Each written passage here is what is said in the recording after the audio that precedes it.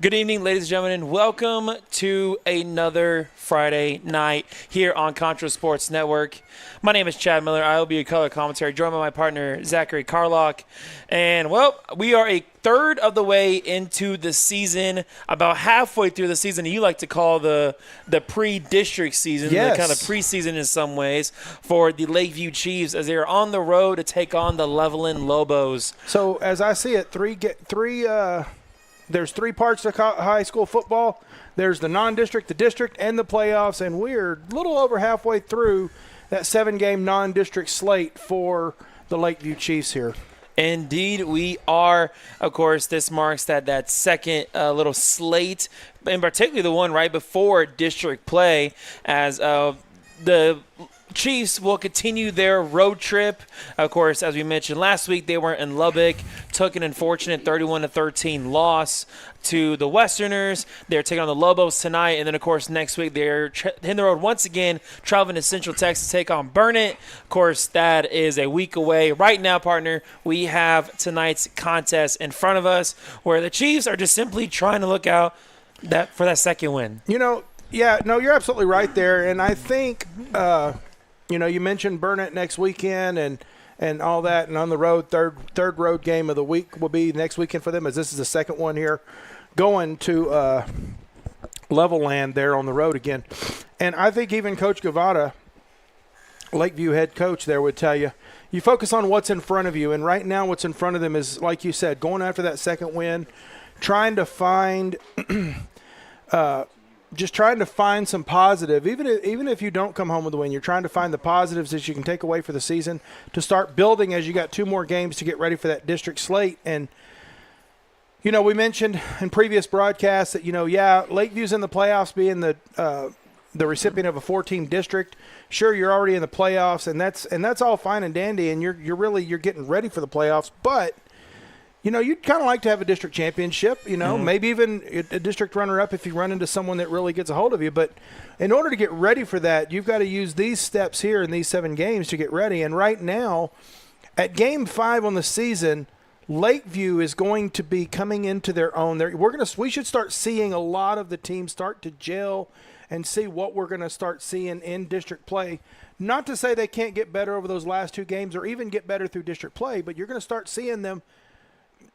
You know what I'm saying? The core is going to start showing in this game. This is where you're going to start seeing what you really have here. No, you're absolutely correct. And we're going to see exactly what they have. And, of course, we've already seen this team get tested early on. As, of course, we mentioned it multiple weeks now. Opening week, Austin Perez goes down with an injury. Devastating, devastating for the team at first. Exactly. But then, of course, we've had Christopher Alviso step in and kind of act as like this ground for what this Chiefs offense, which could be an electrifying offense. We've seen it multiple times, weeks on weeks.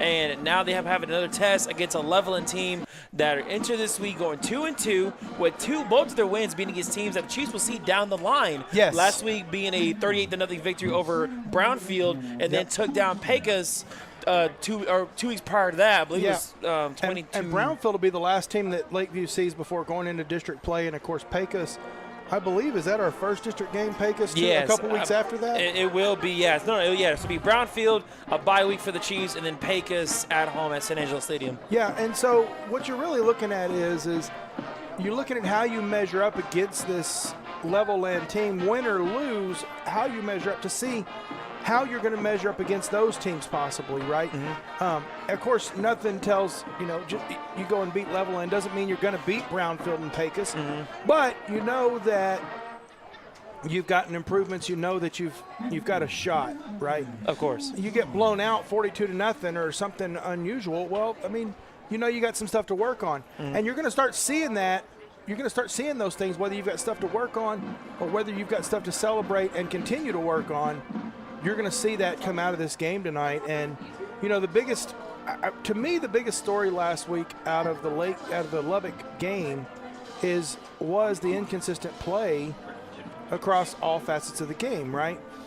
Your offense came out, had a great first series, had a great last series, but did struggle in between. There were some bright spots in between, but for the most part, they really did struggle. And then your defense really struggled. And And you can say it was one of two things. Either, Lubbock's just got a really good team this year, which is unusual for them.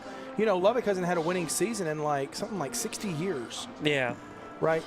And so you could say it's that, or you could say they were overpowered because they were went up against a bigger lines on the offensive defensive side of the ball. There were a lot of things that could have played into it, but in the end, what you can say and what we know is they did hold their own in the bookend quarters there in the first and fourth quarters, and that is something because that first quarter you came out hot. Hey, if you can do that same thing here, you got a chance, right? In that fourth quarter, when you're tired, you still worked hard and came out and played hard in that fourth quarter, which you're tired. So that tells me that this team, even getting beat down through three quarters, they've still got gas in the tank at the end of the game. It comes down to a matter of having that consistency to close out the game. For these Chiefs team. You're absolutely correct, and they're going to have their work cut out for them as they face off against what looks to be, of course, according to the stats and numbers, more of a pass-heavy offense within this Lobos team. That doesn't surprise me. Right, led by junior quarterback Boston Winfield, has 9 touchdown passes on the season, 4 of which goes to the senior Gage Potter, and of course another 3 going to Eric Jones. Of course, I'm sure we'll be saying their names throughout this night as this game goes on, but this is a bit of a test. And this is kind of a different look than what the Chiefs have been seeing. Of course, you mentioned the game, of course, Lubbock, where they face against 2 very solid running backs, a big offensive line, a more run-heavy game. And then, of course, we talked about the Lamesa game where they simply – the team, they were getting points strictly just because off a tunnel screen that the defense just really hadn't seen much. But it came down to running and hitting. Right. And last week, again, another dose of a big running game from Lubbock High School. I mean, I wouldn't be surprised. I wouldn't be surprised if their quarterback didn't even throw for 100 yards last week. Right. I mean, it was a very big running attack.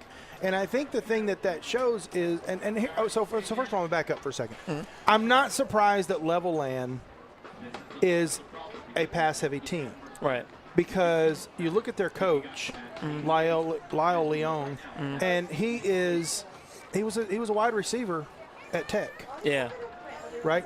So it's not surprising that he's going to be working with those receivers. Right. In a pass-heavy offense. And I do happen to, by chance, know a couple of the other members of that coaching staff at Levelland, but it doesn't surprise me one bit that they're a very pass-heavy team.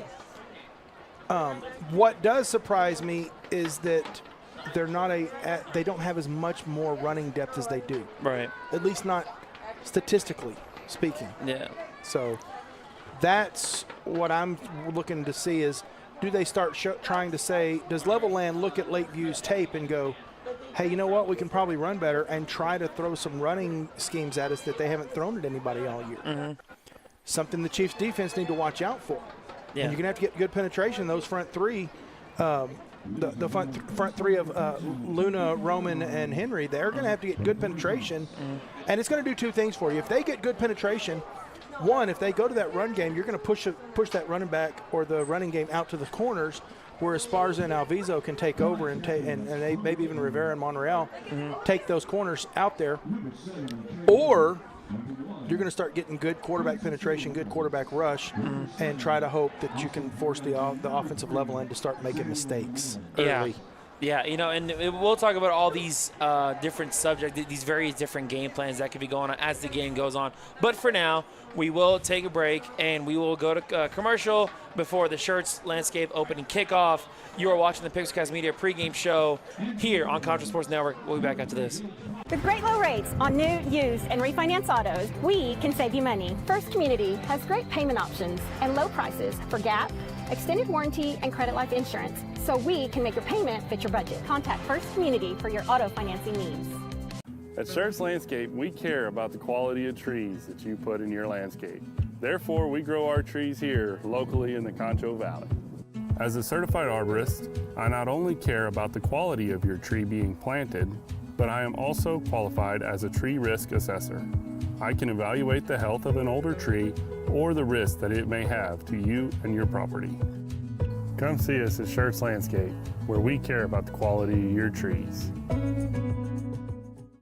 save $10,000 on a new 2024 GMC Sierra 1500 truck. That's right, you could save $10,000 on a new Sierra Pro Crew Cab. Drive a new GMC Terrain and save $5,000. Or save $5,000 on a new Buick Encore. $10,000 off a new GMC Sierra, $5,000 off a new GMC Terrain, or $5,000 off a new Buick Encore. That's huge savings. Mitchell Buick GMC, your hometown dealer. Pain is never planned, and recovery time is never convenient. But the last thing you want to do is wait for answers. At Angelo MRI, you are more than a number. We can get you results within 24 hours at a price you can afford. So when you need to get back into the game fast, tell your doctor you want to go to Angelo. Commercial done. All right.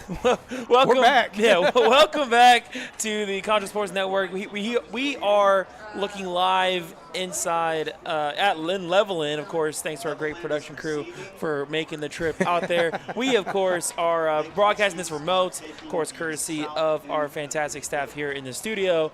But, partner, I mean, we are minutes away, exactly 2 minutes away from the Shirts Landscape opening kickoff. I want to point out something here. I'm looking at the stats. What do you got? They're 2-1 passing to rushing. Mm-hmm. They're actually like 2.3-1. Mm-hmm. But their two leading rushers are a sophomore and freshman. Yeah, a lot of experience to be grown there. A lot of experience to be grown there. Now, you kind of wonder why a sophomore and freshman are the leading rushers. Probably got a little bit of talent there, possibly. But even with the best talent, mistakes get made. And as an offense, as a defense, for the Chiefs, you want to force those teams to make mistakes. Yeah. You want to force whatever you can. And so we're being informed. Lobos won the toss and will defer. And the Chiefs are going to take the south end zone. So, basically, Chiefs have the ball first. Yeah, so I don't see a whole lot of wind. Of course, there's nothing to show me wind down here. I don't see any flags or anything going. We are in a little bit of a flat land in Levelland. Of course, probably why it's called Levelland. But, it's... but I'll tell you, you're just north of Lubbock. You're in the South Plains. Right. Well, no, look, you do have some wind. You can see the Lakeview flag flowing there where you're standing. So there's going to be a little bit of wind. But,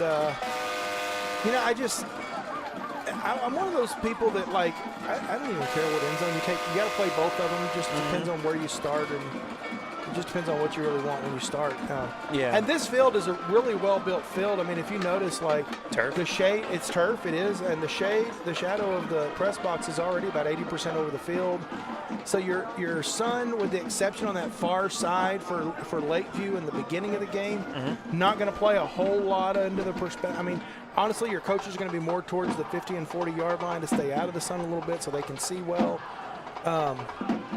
Really, the sun and the wind probably not going to play a big role in this game a whole lot. We're going to get the ball first, it looks like. Yeah, the Chiefs will get the ball first. The Lobos did defer. Yeah, 5 to 9 pound, not 5 mile an hour winds, 9 mile an hour wind gusts. It's not too bad at all. Now, of course, teams do return to the sideline, I guess, as they confer some things.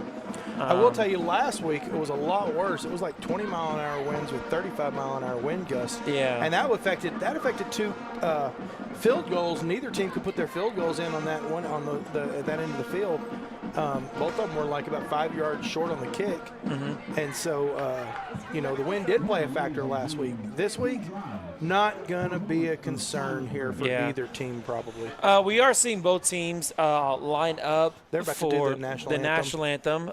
Of course, we are remote broadcasting here, so we cannot hear it fully, but it looks like teams are going to be set. So I'm going to ask you what I ask everyone. What do you think is the key to the game for the offense to put points on the board tonight? I mean, honestly, for the Chiefs, it runs through Christopher Alviso, the quarterback. He has proven to be a dual threat for the Chiefs offense, and both the running game, the passing game. We've seen him have nearly 400 yards passing. We've seen him have nearly 200 yards rushing in different games, of course. Yeah. But he's still proven to be an effective weapon, being able to be a distributor, of just this offense of the ball. Mm-hmm. If this team can and find a way to piece everything together. If Tony Cortez, the offensive coordinator, can be able to recognize situations, call those plays, they're going to give receivers, give his playmakers time to make the play in space. Absolutely. This offense can certainly be just a massive deal to deal with it for the Lobos. Now, I'll tell you, I think on the defense, it's just going to be penetration on the line, plain and simple. You need to get penetration on the line, the front three with Luna, Roman, and Henry, like I said before. They need to get penetration. They need to disrupt the quarterback, drive him out of the pocket, make him throw on the run. And it's not like in the NFL. Quarterbacks that throw on the run like Mahomes and others, they make great plays. In high school, typically you don't have those quarterbacks like that. And if Levelland had one like that, we'd hear about him across national media. Yeah. Not likely they have a quarterback that's going to throw well on the run. Most high school quarterbacks don't. So if they can flush him out of the pocket, they can force a mistake. And I think that penetration is going to cause that setup there. Of course, and then of course, if you want to even look about the defensive side of things, we've talked to head coach Hector Guevara, we talked to defensive coordinator Derek Allenbar. Both of them really are just preaching tackling. The front three, the front seven, it's those guys who are going to make or break this game. Of course, as we've seen, the Chiefs' defense have kind of sort of had its issues when it comes to just playing against the run, especially those big bruiser type of backs. Yes. And things such as that. And so we're really going to see how this team can be tested. We've seen them be able to make great plays in the pass coverage. Of course, we've talked about already previous to the commercial of those Lobos passing game. So we're going to see exactly what Levelland decides to come out in and see if Derek Allenbar's defense can adjust. Absolutely, I really do. I kind of wonder if Levelland tries to throw a little more run at us, or if they're just going to stick with their bread and butter. I mean, I'm not sure. Looks like, I'm going to tell you what, it looks like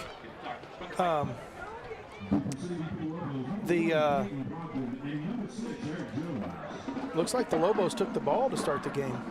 Yeah, so it looks like. I do want to point out here, it shows Levelland is 3-1 on our graphic, but they are a 2-2 team, and it looks like it might have been an onside kick attempt. Oh, and a pooch kick, and it's going to go out of bounds after a muffed attempt. The Schurz landscaping kickoff is going to not go very far. No, but we've seen this happen before. We have. The Chiefs will do this all the time with Isaiah Rios, who is a pretty solid key player on the Chiefs soccer team. Yes. And we know the kid can boot it. They just Coach Hector Guevara loves to push this. And I know some people are going to be wondering, why was that not a penalty? Chances are, I'm going to bet, even though we didn't have a good visual on it this time, it probably hit a Lobo before it went out of bounds. No, exactly what it was. It was a little bit of a muffed reception there, and of course it knocked it out of bounds. Levelland's going to get set up with a 2-2 with the running back right on the right hand of the quarterback as the snap goes out and pass off to his right hand side.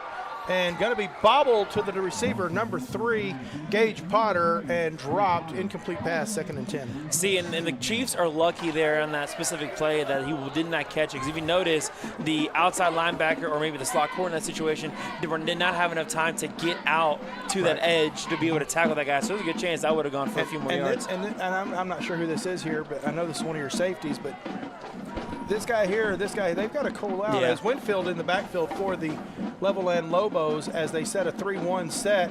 And again, there it is. There's that disruption in the backfield as it's a completed pass to the running back. And I'm trying to see who that is as they get taken down at the 47-yard line, it looks like, after a gain of about 15 yards. But it looked like maybe, I'm not sure who got there in the back. We got a Lobo down. So while we have a Lobo down on the field, we are going to go ahead and take a quick break. Stay with us. You're watching San Angelo Lakeview Chiefs football on Concho Sports Network, presented by First Community Federal Credit Union. With great low rates on new, used, and refinance autos, we can save you money. First Community has great payment options and low prices for GAP, extended warranty, and credit life insurance, so we can make your payment fit your budget. Contact First Community for your auto financing needs. At Schurz Landscape, we care about the quality of trees that you put in your landscape. Therefore, we grow our trees here locally in the Concho Valley. As a certified arborist, I not only care about the quality of your tree being planted, but I am also qualified as a tree risk assessor. I can evaluate the health of an older tree or the risk that it may have to you and your property. Come see us at Schertz Landscape, where we care about the quality of your trees. Save $10,000 on a new 2024 GMC Sierra 1500 truck. That's right, you could save $10,000 on a new Sierra Pro Crew Cab. Drive a new GMC Terrain and save $5,000. Or save $5,000 on a new Buick Encore. $10,000 off a new GMC Sierra. $5,000 off. Welcome back to San Angelo Lakeview Chiefs football on Concho Sports Network, presented by First Community Federal Credit Union. That young man is that player looks to be off the field. It's going to be 1st and 10 for the Lobos here from their own 47-yard line. Big play there, 15 yards. Ran behind a couple of blockers that were downfield. Kind of curious how there wasn't an illegal man downfield on that play with it being a pass play setup, but there wasn't. So 3-1 setup, running back on his right-hand side again for Winfield. As he takes the snap, he's going to hand off to his running back, number 8. And he's going to get across the 50-yard line, about the 49-yard line before he's driven out of bounds. Number 8, that is Ricky Rodriguez. Yeah, and honestly, Levelland just kind of starting to get their offense in motion. These are scripted plays that we see from both sides do this all the time. Sure, first 10 plays always. Yeah. Exactly. So we'll see exactly kind of this may be scripted. You may see efficiency on this Lobos offense, but we got to see what happens after which. Right, and again, 57 there gets in the backfield, but the pass completed to the right side. But we're going to have a flag on the play. Looks like maybe in the area of a holding or a block in the back, as we have another Olivas Restoration and Solar penalty here coming. First one of the game here, and we'll see what the call is. But it could be a face mask on the defense. So I definitely think this is somewhere in the field of holding or blocking. Yep, there it is. Good call. It will be, and I believe if we're going to give it a number, I'm pretty sure it's pretty sure number 3, Gage Potter, as that bubble screen works overall well for the Lobos. However, even with the penalty, though, it's a first down. Correct, and that's just because of the fact that it was downfield. Exactly. Yeah. So 57, Raleigh Roman getting in the backfield, causing a lot of disruption. Unfortunately, they're able to get the pass off in time, and it kind of, eventually they're going to make a mistake doing this. Mm-hmm. So, and that's what you're hoping to get out of your defensive front 3 up front. And so we'll see how this plays out as they set up 3 to the left, 1 to the right here, with the running back Rodriguez there on his right hand as he steps back into the pocket. He goes deep downfield. 2 receivers down there nearly run into each other. Incomplete pass on the overthrow, 2nd and 10. Yeah, a little bit of a miscommunication. However, definitely whether it's pressure, whatever was going on there, the Lobos did miss a fantastic opportunity. The receiver at the top of the screen there had nobody around him for about 5 yards each way. So just a little bit of a misread by the quarterback. But nonetheless, works in the Chiefs' favor, and here we are at 2nd and 10. A little curious, deep downfield, you have 2 routes crossing. That's an unusual play setup, in my opinion. They crossed right at each other where he threw the ball. So not sure who the intended receiver was as he gets set with Winfield in the backfield with a 2-2 stack, and the man Rodriguez goes in motion, and we got an illegal motion on the play. Going to be 2nd and 15. I'm pretty certain that's the penalty. I mean, illegal motion or false start, regardless, it is going to go against Levelland. It's going to go false start. They have false start, and 5 yards back, going to be 2nd and 15. I mean, technically a false start's an illegal motion. Tomato. But this gives enough time to introduce the NAMI starting lineups for the Chiefs defense. Of course, they run a 3-4 set. The defensive lineman, number 20, Damian Luna.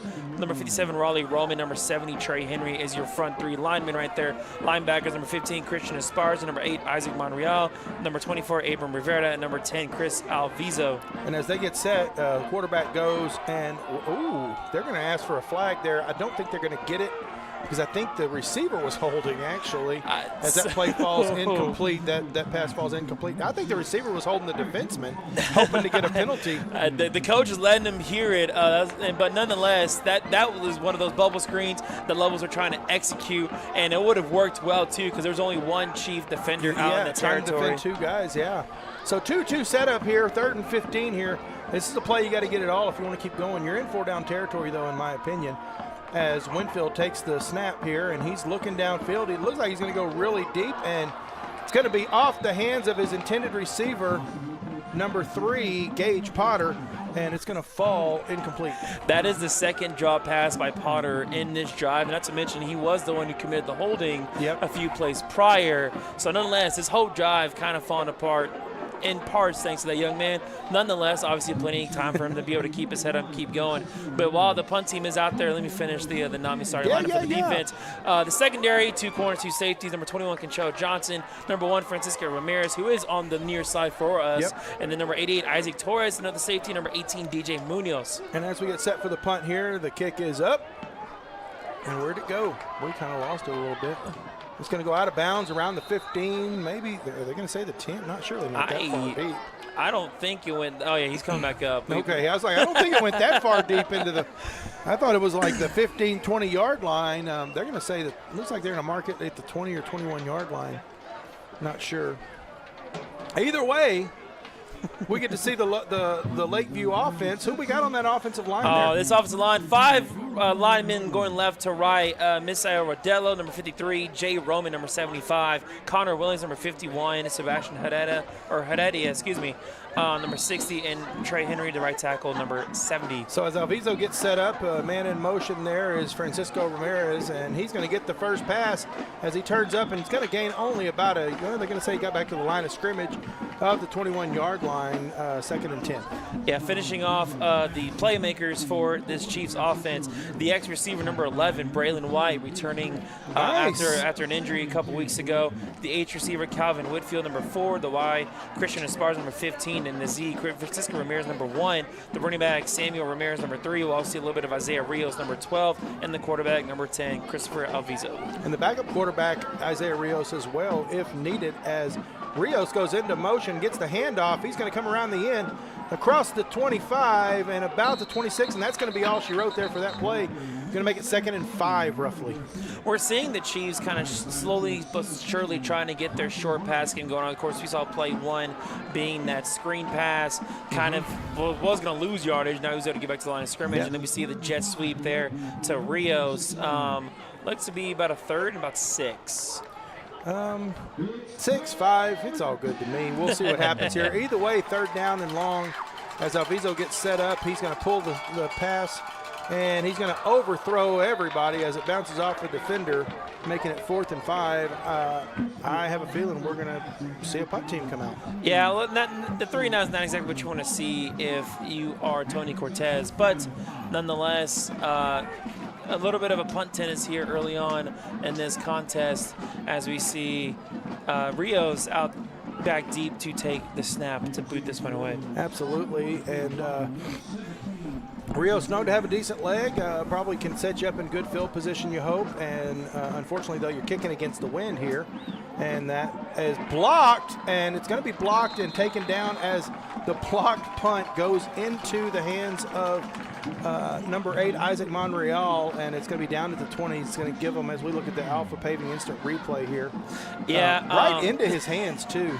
Yeah, no, look, good break for the Chiefs here as it fell right into Monreal's hands. But if I had to point out a player there, Diego Paez, number 6, was the man responsible for that runner coming free up the middle. Yeah. And that forced the blocked punt. But great territory for the Lobos. We're going to see an early test here for Derek Allenbar's defense. Bend don't break, right? And so as we get set here for the first defensive play of this particular series, Winfield set in the backfield 2+2 with his running back on his left hand, Rodriguez. He's going to hand off to Rodriguez, and who's going to make it up across the 15 to about the 11, going to be 2nd and 1 as they enter the Angelo MRI red zone for the first time tonight. Yeah, like I said, we're seeing this defense be tested early on. We've seen their issues against the run, and it looks like the Lobos are recognizing that early on, allowing the running game to run free here. And I wondered about that, if they were going to try that early, kind of test the waters and see what happens, but Chiefs are going to stack the line here just a little bit as we get set for the 2nd and 2, and it's another handoff to Rodriguez, and he's going to get hit in the backfield, but he could break free and going to be taken out of bounds, and let's see where they place it. It's going to come down to the mark. I think he's just a little bit short, but it's just going to be on the mark as we look here at the Alpha Paving instant replay. Yeah, I mean, it looks like to be excellent, but something to watch out for throughout the rest of this contest. We're seeing those 3 receiver trios, trips, Trey, all different ways that the receivers line up at the top of the screen here, but we're not seeing enough Chiefs compensate for that weakness. So I wouldn't be surprised if we see more bubble screens and more screens come out to that strong side. That's fair, and that is going to be a first down there for the Lobos as they get set with a 1st and goal from the 10-yard line, and the quarterback's going to pull it himself and try to take it. He crosses the 5. And he's going to be taken down. A little bit of scrambling there. Almost looked like there was a fumble or something, but that's not the case. He's going to be down about the 4-yard line for 2nd and goal from the 4. I want to point out on that last play, Roman got back in the backfield, and Rodriguez was intent on going up the middle, but Roman on the backfield pushed him out to the side, just like I was saying in pregame, going to push him out to the side. Unfortunately for him, for the Chiefs, he was able to make good yardage with it. Yeah, and, that's something we got to see when it comes to this Chiefs defense. They are definitely looking a little poor on the outside here. And so they get set, and the Winfield takes it himself, goes to throw to number 8.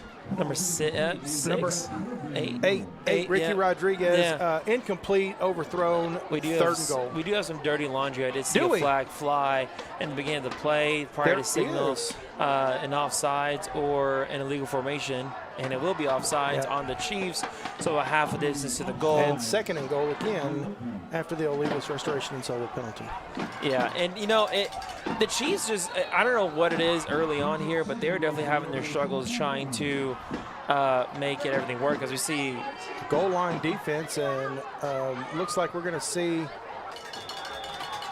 that's going to be a touchdown for the Lobos as the lines, in the trenches, the Lobo line was just able to push the Chiefs line a little bit further. A little bit of a touch push action. Looked like it, sure did. I see a lot more teams doing that a little more often than usual. Yeah, it's becoming more popular, but obviously we're seeing it with the effectiveness with the Eagles over the last couple of years. Now, of course, a little bit less due to Jason Kelsey's retirement. But nonetheless, it doesn't take away from the inspiration that it provides to other teams. And at the end of the day, it's just one of those things where it's like, hey, it's my line against your line. Who's going to win? It's, one of those just battle in the trenches as that kick is up and good. 7-0. The Chiefs are down to the Lobos at Levelland. Indeed they are. But, of course, we're seeing a little bit of a slow start for this Chiefs team. Hopefully they're able to pick it back up. But while we await the kickoff, hey, fans, check out why First Community is the #1 local auto lender with great rates on new, used, or refinance autos and a variety of payment options that can help you make your payment fit your budget. So be smart, bank smart. Apply online at 1cfcu.org. Once again, that is 1cfcu.org, or give them a call at 325-653-1465, 1465. Rates and terms based on approved credit. Yeah, I'd like to, I would just, I'm always about that come out and punch them in the mouth. Neither team really did that, and really the Lobos only got set up because of the blocked punt, which, credit the Lobos. Their defense got in there and got that, but this Schurz Landscaping kickoff, we're going to see the first return of the night by the Chiefs here of Lakeview, and a little bit different than we've seen in the past. 3 men in all the way deep at about the 5-yard line. Normally we see a couple. This time we're seeing 3 as we get set for this kickoff here.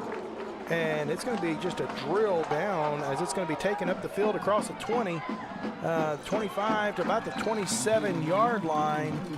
And is that Braylon? That's Braylon White taking the kickoff there, taking it to about the 26, 27. Regardless, it'll be 1st and 10, and we're going to see what this Chiefs offense can come up with.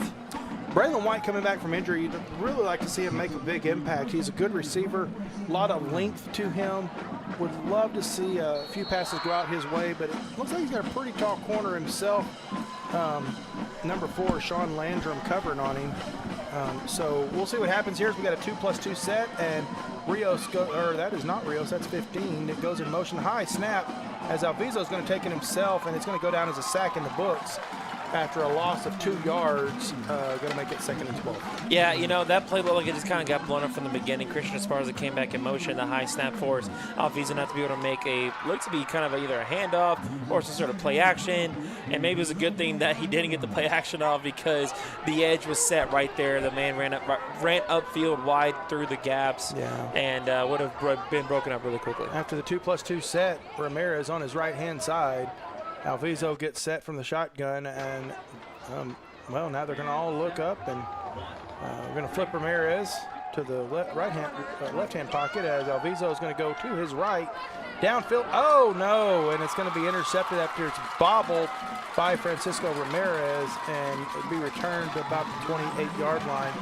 Bobbled up, and the Lobos were just have to be right place, right time, really is what it boils down to. We've seen Alviso make these type of throws all season long, but that's kind of the first time. Of course, we always know there's always a risk when it comes to those, of course, on the receiver due to contact, but also simply the fact that it's a very tight window. The pass was there. Ramirez just simply, it bounced off his chest, is why coaches always try to preach about catch with your hands, not off your chest. And obviously, we see exactly why maybe some coaches who have a little Pop Warner teams can show them, be like, hey, here's why you catch with your hands. That's it. And that's really what it boils down to, unfortunately, for this team. It's going to be 1st and 10 from the 28-yard line of the Chiefs for the Lobos. You kind of like to see the defense go in and get their own turnover right here, but we'll see what happens. It's a little more look like a 4-3 turn here on the defense, but we're going to see Alviso get into the backfield, and unfortunately, Winfield's going to get the playoff to number 18, Noah Martin there with a big gain into the Angelo MRI red zone. Going to be 1st and goal from about the 8-yard line. I really don't know what's going on here with this Chiefs team. They just look super sluggish rolling off here. It's kind of weird. I mean, Alviso got into the backfield really quick. I mean, he was chasing down Winfield there, and Winfield just happened to get the play off over the shoulder of Martin and just kind of put it in his hands with Martin making the big play there. So not sure what happened there. As you got a goal line defense set up and hitting the backfield right away, but still stumbles to 4 more yards for a 2nd and goal from the 4. Yeah, it's kind of just a lot of questioning going on here just regarding this team because, I mean, this looks a little bit different here. Not sure it was maybe just a travel a bit too long for this team. I'm not too sure. A little bit of a hurry-up offense, but, hey, right there, look at that. Rowley Roman getting into the backfield for the 2-yard loss, 3rd and goal from the 6. Rowley and that's what I was talking about. You got to get that penetration. He's been getting it. He finally got it and took his man down. No, you're absolutely correct. You mentioned you called his name out multiple times throughout the first drive for Levelland, or excuse me, the 2nd drive for them. But nonetheless, it worked out there. Little TFL, 3rd and 4. More like a 3rd and goal, actually. Yeah, it'd be 3rd and goal. As they just made the correction from the 6, yes. 5:40 to go here in the first quarter. So get set with the 2+2, and the quarterback Winfield's going to take it himself. He is not going to get it. He's going to get to about the 3, getting about half of it. 4th and 3. Big decision here for the Lobos. Going up by 10 looks a lot different than going up by 14. I mean, you still got to kick the field goal. Don't get me wrong, but you got the wind at your back. I'm sure for these kickers, this probably feels like a chip shot, but if you go for the kick. Yeah, it looks like they will, in fact, be going for the field goal here. On that last play, making the stop was number 62, big R.J. Ruiz. Yes. Making the stop, playing as the little nose guard there, as he still remains out there with this field goal block unit. About a 19-yard field goal from the way they're set up, but we've got timeout called on the field by Levelland. The Lobos going to ice their own kicker. I honestly, I'm not going to lie. There's a little bit of miscommunication there, as I saw on the field. Maybe they probably have all 11 players out there. Something was amiss. Sure. Or simply coaches wanted to rethink about what was going on. Yeah, we're going to take 30 seconds. Stay with us. You're watching San Angelo Lakeview Chiefs football on Concho Sports Network, presented by First Community Federal Credit Union.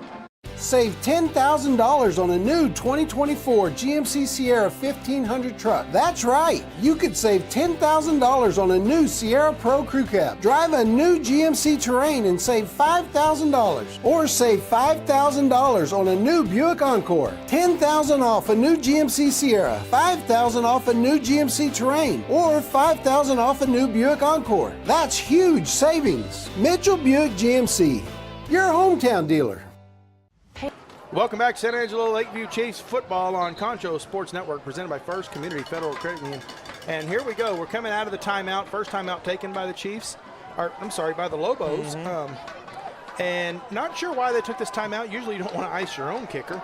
But, I mean, do you really ice a kicker in high school, really? I mean, well, it looks like they had a second thought and everything. They're going to go for it. 4th and goal from the 2 as they're going to go for a pass play. And it's going to be intercepted by the Chiefs. And that's going to be 57, Raleigh Roman with it. No, I think it was 51. Was it? Let's take a look at it here on the Alpha Paving Instant Replay.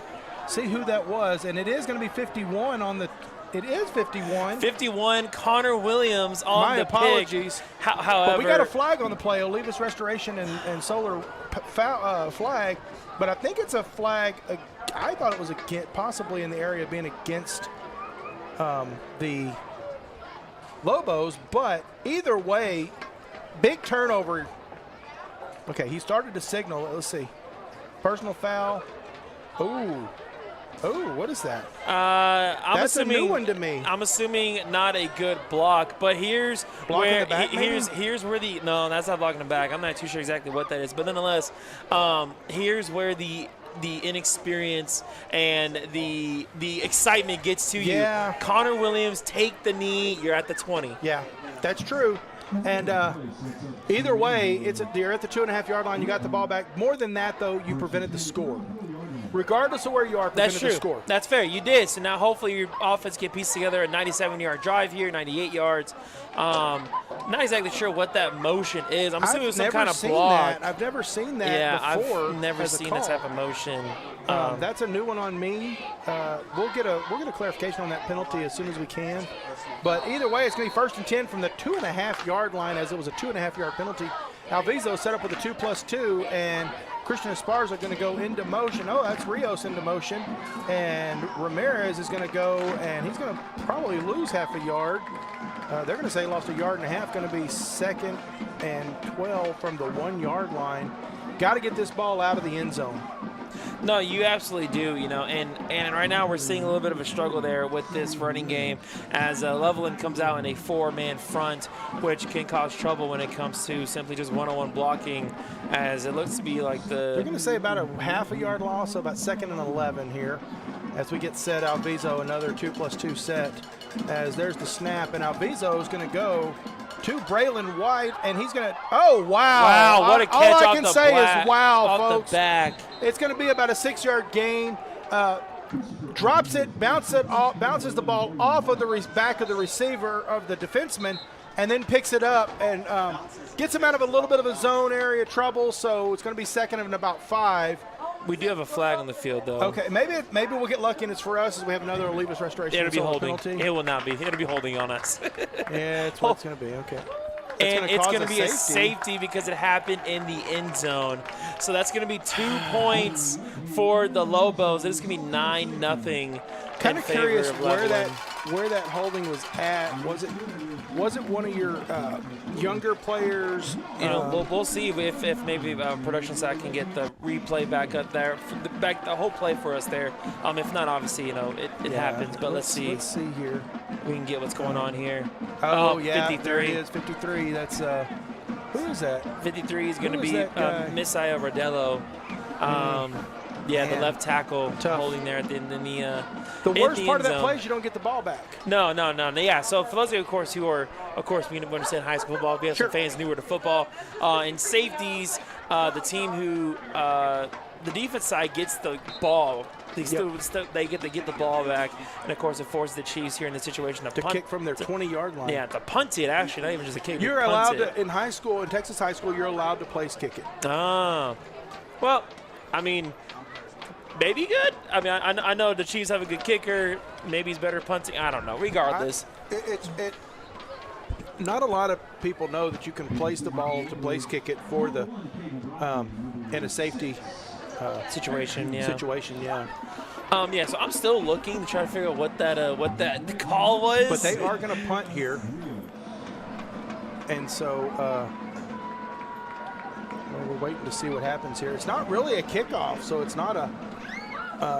We'll give it though. We'll give Schurz the love there. Schurz Landscaping kickoff, as that's going to go down. and fielded and bounced in front of the 40 over the defenseman. And it actually gets muffed, but he has to jump on it and loses yardage. A return of -3 yards at the 37-yard line of the Lobos. And that's where the Lobos will take over. Yeah, and it's just a string of bad luck for the Chiefs here thus far tonight. As you see in the first drive, 3 and out. The second drive, ended an interception, which bounced off a player's chest. The third drive, now obviously a safety. On a very weird play. Yeah, weird play overall. Your defense is doing all they can, of course, forcing a turnover early on with the pick in the end zone, which, of course, should have stayed in the end zone with the knee. Nonetheless, a lot of things, just string of bad luck and poor decision-making just kind of affecting the Chiefs early on. But regardless of all that, it is only 9-0. Only 9-0 with 3:49 to go here in the first quarter. Right, so a lot of some ground to make up, but it definitely could be a lot worse for the Chiefs. Definitely not insurmountable by this Chiefs team, as they have a 3-1 setup to the right-hand side, and it's going to be another one of those tunnel attempts, and it's going to get driven out of bounds at the 49-yard line after the first down gain. Yeah, I'm not surprised to see Levelland, as we see the Alpha Paving Instant Replay. I'm not surprised to see this. Ladies and gentlemen, if you're watching this, you see that there is just a natural personnel advantage here with Levelland running these 3 receivers on the outside, because the Chiefs stay in their base 3-4 defense, relying on their outside linebacker to come out and make the play and a safety to come down. However, you're outnumbered. Showing a lot of love to Roman Garcia, a lot of respect to him on that outside there to do that.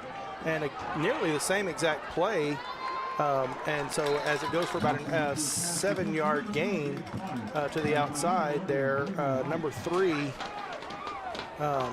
Gage Potter there with that reception, 2nd and 3 for the Lobos. We're going to have to see if Derek Allenbar can adjust his defense to be able to bring out more personnel. Either you have to put down another down lineman so you have more men in coverage, or something along those lines, because these natural personnel advantages are going to hurt you in the long run here. Yeah, 2+2 set up here. Left pocket as number 3 Potter goes in motion there for the Lobos. And it's going to be a swing pass out to Potter there, and he's going to be taken down after a loss of 2, 3rd and 5. And 18 for the Daniel Munoz on the stop there. Needs to be careful. You don't want to pull a taunting penalty after a good play. No, not at all. As we're seeing the adjustment being made and new play calls come in, you definitely do not want to have that happen. And what I'm noticing is every 3-1 stack they get, they're trying that tunnel play. Mm-hmm. Every 2 and 2, they're putting a man in motion or they're running it. Right. So let's see what happens here as Potter goes in motion. Well, he's just adjusting there as we get set with the 2+2. Yep, there goes a man in motion. That's number 1 there for them. And that's going to go downfield and nearly be intercepted as White and Ramirez both went up for it. But as we'll see here in the Alpha Instant Replay, Alpha Paving, but Caden Brogdon in motion, and I think if Ramirez leaves it alone, Braylon White may have it. Maybe it gets poked out by the defenseman. I'm not sure. Either way, 4th and 5 here. Big decision for the Lobos. You do have to give a shout out to Christian Esparza, dude, coming off, screaming off the edge, getting into the face of the quarterback and forcing the errant throw. And that's what you want to see. You want to see them force the error, force the mistakes there, and so they're going to punt. They're getting in the punt situation here, and it looks like maybe Braylon White down there to receive, or Ramirez. It is going to be Ramirez downfield, as it's going to bounce out of bounds around the 15-yard line. They're going to say the 11-yard line. I thought it was a little further up than that, but either way, 1st and 10 for the Chiefs, and they've been back inside this 20 the whole first quarter. I think maybe we're at the 22 at one point, but that's about as far as they've gotten. Tough field position all night so far in this first quarter with 2:08 to go. Yeah, we just have to see what this team can do. We talked about it in the pregame where Levelland's 2 wins have been against opponents that the Chiefs are going to see later on this season. Yep. But you have to be able to make something happen here. As Ramirez in motion, he's going to turn up field, cross the 15 to about the 16. But we got flag down, another Olivas Restoration and Solar probably in the field area. I would not be surprised if another holding, either based off that slot receiver or the left tackle. As we see, it was definitely against the Chiefs. Not exactly sure what. Holding. Yeah, I guarantee it was holding. Probably. 2:01 to go here. Yeah, just there's just a lot to really figure out. A lot of penalties. That's going to make it 2nd and 18 after that penalty, because they were at the 11. Ends up being an 8-yard net loss penalty for the Chiefs, and so we see another 2+2 set. Alviso going to go back downfield to Braylon White intended, but it's going to be overthrown. Only reason for not calling a pass interference there is it probably wasn't going to be considered catchable. 3rd down. No, sorry, 2nd down, because that was a replay of the 1st down. Right, yeah, and also it's not a bad play call by Tony Cortez there in this situation. You had Braylon White 101 and just a little bit. I trust that. A little faster or a little bit shallow of a pass, and it's in his hands, and he's running for a while. So it definitely was not a terrible play call by any means. Though, I wonder if maybe there was a little bit of a hold there on the part of the defenseman. But we'll see right here what happens as the ball goes to number 4. That's going to be, I cannot remember his name now, Calvin Whitfield, but it's going to be a loss of a yard about. Maybe he gets the line of scrimmage. They're going to say a loss of a yard. I'm going to be honest. The Chiefs have been moving in the wrong direction the entire first quarter here. Yeah, and Whitfield just got lucky that he didn't just get captured for a safety there in the second one. Yeah, and you just have to see, as we are going to have a timeout here on the behalf of the Chiefs, their first of the half with 1:25 to go here in the first. We want to take this moment to remind fans that you can follow us on social media at Concho Sports, and on YouTube, Facebook, Instagram, and X, or Twitter if you're old-fashioned. Nonetheless, I'm not judging anybody. Regardless, you can follow us and stay up to date with not only the San Angelo Lakeview Chiefs, but also San Angelo Central Bobcats, the Wall Hawks, and eventually come basketball and baseball season, we do dabble in involvement with a little bit of a TLCA and one of our producers here kind of perked up a little bit when you said that. Curiosity may or may not kill the cat here. I'm going to go ahead and scores. Look at some scores. Why not? Just to see what happens.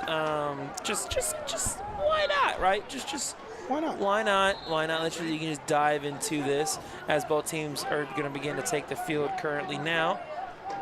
I'm not seeing any scores that I like so far. No, but I do see Wall is down to Sweetwater 7-6 in the second quarter.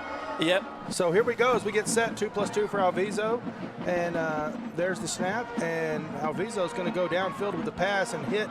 I'm not sure who that is as he gets knocked over. That is number 88.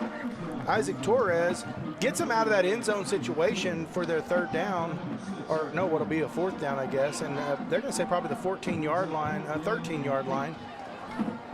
And it's going to make it like 4th and 8, I believe. Yeah, and we'll for sure see the punt unit take the field here as they navigate this. Once again, another punt here. A couple updates, though. Central does lead Waco at San Angelo Stadium 6-0 with 11:50 to go in the second quarter. They do have the ball and are currently driving. And the punt is going to be up. There's going to be a flag on the play, probably going to be a false start or illegal man in motion or something. Why would you have illegal man in motion on a punt? None to matter, but it's going to be false start. Yep. Another score for the San Angelo people. I didn't realize they were called San Angelo Grape Creek. I just always knew them as Grape Creek. Grape Creek, yeah. Down to Tahoka? Tahoka, yeah. Tahoka 14-0 in the first quarter. We did look up a couple other schools. Of course, we mentioned the Wall score. We did look up TLCA. They are probably most likely on bye because the only point up is Abilene TLCA. And the punt is up, and it's going to go fielded at the 43-yard line as it's taken across the 45, across the 30. Could be a bad news here for the Chiefs as it's going to be returned for a touchdown there by number 1. It looks like that would be Caden Brockton there for the Lobos. Yeah, just overall, obviously great return by Brogdon there during the play. But of course, covering the Chiefs, got to look at there a little bit and basically just poor coverage, poor punt coverage as a whole. Now, I'm like, if I'm the Chiefs, I just want this quarter to end. Yeah, this is definitely not the best way to start this contest for the Chiefs faithful. But nonetheless, there's still one quarter to go. Of course, we had a little bit of back and forth with Fort Stockton to open the season. Yeah. So maybe we can see a little bit of a building of a comeback here. They've come back from worse right now, but we're just going to have to see consistency on the offense, and we're not seeing that as the kick is up and looks to be good. Going to make it 16-0 with 7 seconds to go here in the first quarter. Yeah, and a lot of things that this team has to figure out to piece together. Obviously, it's never easy to go on the road and try to win. Of course, we've seen a couple of close contests for the Chiefs this season already. And so right now, you just have to take a breath and go back on the field. If you're head coach, one series at a time. Exactly. If I'm head coach Hector Guevara, I'm telling these players just to breathe, relax. Hey, understand, I get it. This has not gone our way, but we can still make do. We can't make 14 down against Fort Stockton. Yep. We've seen a lot more close matches, of course, with Snyder, have a win against Lamesa. Like, you've been through adversity, battled through it. You can do it again. Absolutely, absolutely. So as we get set here for another Schurz Landscaping kickoff, we're going to, that last kickoff was more of a not even really a pooch kick, but almost like a line drive straight down the field, stayed like 10 foot off the ground the whole way. So we'll see what the Lobos do here with this kickoff as we get set. So they're taking a little while to get this going. I mean, it happens. You got to make sure everything's good, everything's rolling. And so here we go as the kick is up in the air. A little bit of a pooch this time. Going to be fielded at the 30-yard line and downed at the 30-yard line by, I can't tell if that wouldn't be Francisco Ramirez. Maybe that was Christopher Rodella, number 2, I think.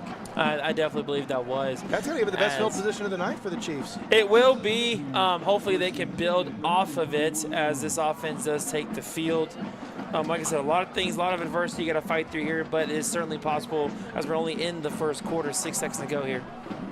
And so as they get set, they're going to be in a 3-1 set, 3 to the right for Alviso at the 31-yard line, 1st and 10.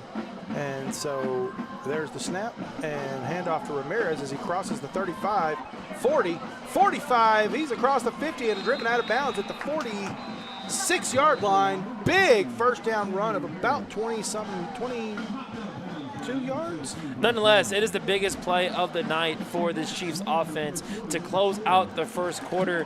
Just solid blocking as a whole, and great job by Ramirez navigating the gaps to be able to break away for 20-plus yards. 23-yard run as we close out the first quarter.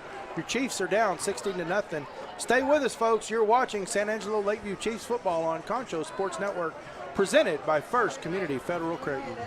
Pain is never planned, and recovery time is never convenient. But the last thing you want to do is wait for answers. At Angelo MRI, you are more than a number. We can get you results within 24 hours at a price you can afford. So when you need to get back into the game fast, tell your doctor you want to go to Angelo MRI. We hope you don't need us this season. But in case you do, remember, it's your health, your choice, your MRI. Welcome back to San Angelo Lakeview Chiefs football on Concho Sports Network, presented by First Community Federal Credit Union. As we come out here in the second quarter, short field turnover, only 8 yards to go. Your Chiefs are 46 yards from pay dirt here, as we'd like to see them punch it into the end zone and get a little something back here as Alviso lines up with 3 to his right and 1 to his left. Ramirez hands off to Ramirez again, and Ramirez up across the 40, 35, the 30, 25, 20, 15, 10, and he's driven out of bounds at about the 6-yard line. It looked like. We'll see what they mark it. They're going to mark it at the 7. Another 29-yard run. Well, look, we talked about it during the pregame. Obviously, I highlighted Alviso as the player to watch for the Chiefs offense. But obviously, you want to be able to get the ball to your playmakers. And obviously, right now, that guy is Samuel Ramirez. Yeah. So let him cook. 39-yard run following that 23-yard run. Mm-hmm. 2 running plays, and he's got 52 yards. He is checking out here to take a well-deserved break here for Isaiah Rios. 1st and goal here from the 7-yard line for the Chiefs as the pass goes to, I'm not sure who that was, but maybe Braylon White, I can't tell, as he gets just pummeled at the 6-yard line. Hey. But there's a flag on the play, so there's an Olivas Restoration and Solar flag on the play. Let's see what the penalty is. And they are pointing towards the Chiefs, probably some extracurriculars here. I wouldn't be surprised, though. There was a little I bit. wonder if there was a little unnecessary roughness or something. I'm not sure. Let's see what the play call is here. A holding on the Chiefs. Well, you get a shot to replay that first down, I guess, and unfortunately it's 1st and goal from the 17 instead of the 7. Yeah, not exactly what you want to see if you're the Chiefs, but nonetheless, still got plenty of time to bounce back from it. Let's look at the truth, the honesty of it. It does open up your playbook a little bit. You can do a little bit more, and so that goes to Rodella up across, and he's going to get back to the line of scrimmage, and that's going to be about it. Now, I'm sorry, that was Daniel Munoz on that carry. Yeah, a little bit of a DIY reverse in a way, just a little bit of flip forward. Lobos, I think, just getting solid penetration on the front 4, just able to blow the play up before it even got started. I didn't even realize Munoz had the ball until it was too late. I mean, it is what it is as we get set to 3-1, and Ramirez is going to take the ball across the 15. He's going to move upfield towards about the 10-yard line. They're going to say 11 with the 6-yard gain there, and going to make it 3rd and goal. And we do have a Chief down. That is number 70, Trey Henry, the senior defensive end, but also senior right tackle. So we will take this moment to step aside. You're watching San Angelo Lakeview Chiefs football on Concho Sports Network, presented by First Community Federal Credit Union. Since 1957, Medical Arts Pharmacy has been your neighborhood professionals, welcoming you when you come in and delivering when you can't. Through all the advancements in medicine, therapies, and equipment, Medical Arts has grown with you to make sure your family has the very latest in care. Today, we can offer you immunizations, all of your medicines in special multi-dose packaging, and compounding right here in your neighborhood pharmacy, where some things have changed with the times, but the best things never will. Medical Arts Pharmacy. When having a truck is essential, you should drive a Tundra from Mitchell Toyota. A Toyota Tundra is a formidable combination of power, space, and technology. Plus, it's a great-looking truck. Mitchell Toyota, where we put the deal back in dealership. Would you like a time-lapse of your construction project? Damon Bell Photography and Drone Services. Need to check your roof for hail damage but don't want to climb up that rickety ladder? Perhaps you're selling property. We also cover sports and weddings. Damon Bell Photography and Drone Services. Welcome back to San Angelo Lakeview Chiefs football on Concho Sports Network, presented by First Community Federal Credit Union. Going to be 3rd and goal here from the 11. I say hand it to Ramirez, and let's just see what happens here. I mean, why not? But they were going to go for the pass. They're going to put it up in the air for Braylon White. Touchdown, Chiefs! On the 11-yard connection from Alviso to White. Still waiting on the signal from the. Did they ever signal this play? I did not see it. Hopefully looked they like did. A touchdown to me. It looked like a touchdown to me. Scoreboard says it. But nonetheless, it's a great, fantastic pass from Avizo, fading it to White. He caught it in the end zone, so it has to be. And it looks like, there we go. They're lining it is up for the extra point. Fantastic play call by Tony Cortez, just letting your playmaker get it. That's it. They tried it earlier in the last drive and the extra point is going to do nothing, and they're going to try to return it, but they're going to be stopped, and the extra point's going to be no good. As number 11, 15, Christian Esparza had trouble getting the ball down for Rios to put the kick up. Yeah, and we've seen it happen a few times this year already for the Chiefs, times, yeah. And so nonetheless, you just got to be able to work on that, improve it over just as the season goes on. Yeah, I'm not sure what happened there because it wasn't a bad snap or anything. It looked like he just kind of, slipped out. You know, it's kind of spinning. Kind of a meme-worthy moment where he just looks up and all of a sudden there's just a sea of red in front of him. So hit him pretty hard too. Yeah, and I guess it must have forced the ball out. Nonetheless, great job by the Chiefs to be able to tackle the guy relatively quickly to not allow 2 more points in favor of Levelland. Nonetheless, going back to the touchdown, they tried it a couple drives ago where they just tossed the fade up to Braylon White. Obviously, that first time was a little long. Overtime was a little bit long. This time on the money, caught it right along the sideline in the end zone for a touchdown. So we see positivity. We see the energy churning back in this Chiefs offense. Now we got to see if the defense can respond by getting a stop against the Lobos. And I think that's the key thing here right now. Your defense is getting penetration. Listen, Raleigh Roman is getting into that backfield and making people pop to the outside. The problem is Winfield's getting rid of the ball fast enough. Yeah. And that's, so your defensive backs have got to stand their ground, maybe play up just a little bit because they're trying to sneak that ball in behind. As the Schurz landscape kickoff is fielded at the 15, taken across the 20, out to the 25, and going to be driven out of bounds about the 31-yard line. And that's going to be 1st and 10. That's where the Lobos are going to take over. Yeah, Number 17, that was Roman Garcia on the tackle. Yeah, we're seeing just some positivity, some things getting churned up here. So we got to see if the defense can once again kind of get back to where they were, bend, don't break, or maybe just stop me Stonewall as it is. You Stonewall them, yeah. Yeah, just a lot to work with here. But obviously, as we see, Trey Henry, who did get hurt in the last offensive drive, has yet to return. Right now, coming in at 74, Ty Skelton, we see there on that defensive line in Henry's spot. Yeah, so hopefully we hope to see him back in this contest. The Chiefs have had some difficulties with injuries throughout this season, but obviously hoping for the best for the senior. Absolutely. As we get set here, the quarterback 2+2 set, he steps back, going to go way downfield, throwing it deep, and it's going to be picked off by Daniel Munoz as he's going to return it across the 40. Chiefs take over. There you go. See, here we go again. It's rolling. Let's see this Alpha Paving instant replay. I love it. As Munoz just steps in front, jumps, and the receiver tried to take it from him as he gets the 7-yard return up to the 40-yard line before he's taken out of bounds, and making a smart choice because they're trying to grab the ball from him. He heads to the sideline, take it out of bounds, keep the ball with the Chiefs. 1st and 10 from there on 40. Fantastic job being able to read the pass. A little bit underthrown. Obviously trying to take advantage of the physicality of that big receiver. Now corner here on the other side of the field. And the handoff to Ramirez up the middle. He's across the 50, 40. It's a foot race, folks. He's across the 20, 10, and touchdown, Chiefs! Call it. 60-yard run by Samuel Ramirez, all him there as he got through that offensive line. Just this is going to be pun intended here, but the defense just partied like the Red Sea. It really did. It just was a beautiful job by the blocking. The second level were doing other things. Great job by Francisco Ramirez. And they're going for 2 here. I love it. Make it a 2-point game as Alviso gets set. 3 to his left. He drops the ball as he fumbles, and Ramirez, and now Alviso eventually falls on it. No good.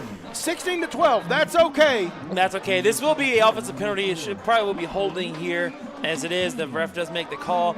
And declined, yeah. It will be declined, obviously, due to the negative point afters. Nonetheless, I want to correct myself. I did say Francisco Ramirez. It was Samuel Ramirez, who had the carry in the score. And I did kind of a little bit of funny there where, he's going. And he looks back at the 3-yard line. That's when the guy goes at his feet. Yes. And he almost gets him. But he did stumble a little bit, kind of got that little kneel, and I was like, please don't let your knee hit the ground. And he just went right into the end zone for the touchdown. If 6 you're points on the board. Forward. If you're going to fall forward. That's it. And we had Samuel on the show Monday night. We got to talk to him. Yeah. Good kid, well-spoken kid. Mm-hmm. Gave a lot of credit to his line about, his line doing work for him. He had a big game last Friday night. He's over 100 yards tonight already. Well on over. 3 plays. He's had a 60-yard run, a 28-yard run, and a 32-yard run. Actually, correction, both those. It was 24 and 39. 20. Even more. Even more. a little bit of take and give, but nonetheless. I was right in 20-plus and 30-plus, but I know that last one was 60 yards. Close enough. The Schurz Landscaping kickoff here. We talked about it just 2 drives ago. The Chiefs have come back from higher deficits. We're seeing it here. They are back in this game. Of course, we're a couple failed point after attempts for this being a 1-point ball game, and of course the safety. Nonetheless, a lot to work with here. Hey, coulda, shoulda, woulda. The fact is, you're back in the game, and your defense is +1 on the turnover margin for your team. And really, the one turnover you had, a little bit of trickery there on the kick, but it does go deep and going to go into the end zone. And that's going to be a touchback. Give the ball to the Lobos at the 25-yard line, 1st and 10. Yeah. But I completely forgot what I was going to say there. But you're +1 on the turnovers. The one interception you've thrown really was kind of just It's just a Shouldn't bobble. have been a pick. Shouldn't have been a pick. Catch It was with a your bobble. hands. It's yeah. Yeah, it wasn't even. I don't even want to say it was the right place at the right time. The coverage didn't go down to tackle the receiver, and was standing up, and the ball went up. I mean, it bounced up. It was just a bad bounce on the ball. Yeah. Otherwise, you're +2 in the turnover category with 2 interceptions. No, exactly. You know, and it works out here. So if you can continue to draw, force turnovers, if you can continue to force some pressure. Of course, we've been highlighting Raleigh Roman throughout this contest early on. He has played amazing so far. If you can continue the pressure and limit the big play for Levelland, and now, business. As we see here, they're going to run the ball at the middle, but Damian Luna in the backfield takes him down for a no gain, maybe half a yard, but Damian Luna in the backfield, and he's a little quick. Yeah, a little bit. They will give him a yard here as they're at the 31-yard line. I want to point out, so right now, Raleigh Roman is not in the game. Number 59, Raylan Roman, is in the game at that center position on the line there. As they get set for 2nd and 9, and Winfield steps back. He goes over to number 20, but he's going to run into, he's going to get about 4 yards, maybe 5 yards, make it 3rd down. And I'm going to tell you what, that Lobo number 9 there, Kyson Niblett, needs to be careful. He's about to get a taunting penalty. Yeah, I mean, it was only a 5-yard game. Little extracurricular, but obviously you get in the moment. You know, Zayden Carrillo on that reception there. 3rd and 4. The adrenaline in your soul. Yeah, and I get it, the competitor in you, but you got to be careful. They'll call that. I mean, they really will. As Winfield gets set in backfield 2+2, and he's going to go straight up the middle, and we're going to have a flag on the play. Could this be your first one against Levelland? It could be. Olivas Restoration and Solar penalty with the flag on the play, and it is. It's going to be holding on Levelland, and we're going to replay that 3rd down, and we're going to see how far it takes them back. They are not going to get a 1st down after this penalty. My goodness. I mean, I'm not going to correct myself again because I believe they actually had a penalty like early. They did. Nonetheless, but they got a 1st down regardless exactly. in that case. There we go. The first time the Lobos have gone backwards. Yeah, and it's going to be 3rd. It's going to be 3rd and 14 here now after this. It will be. But hey, 8:50 to go and counting here in the 2nd quarter. 4-point contest. It bend, don't break for the Chiefs. And honestly, I think with if that penalty doesn't happen, I don't think they complete that pass. And so it's 4th down. So, but 3rd and 14 here as the Lobos put their running back in motion.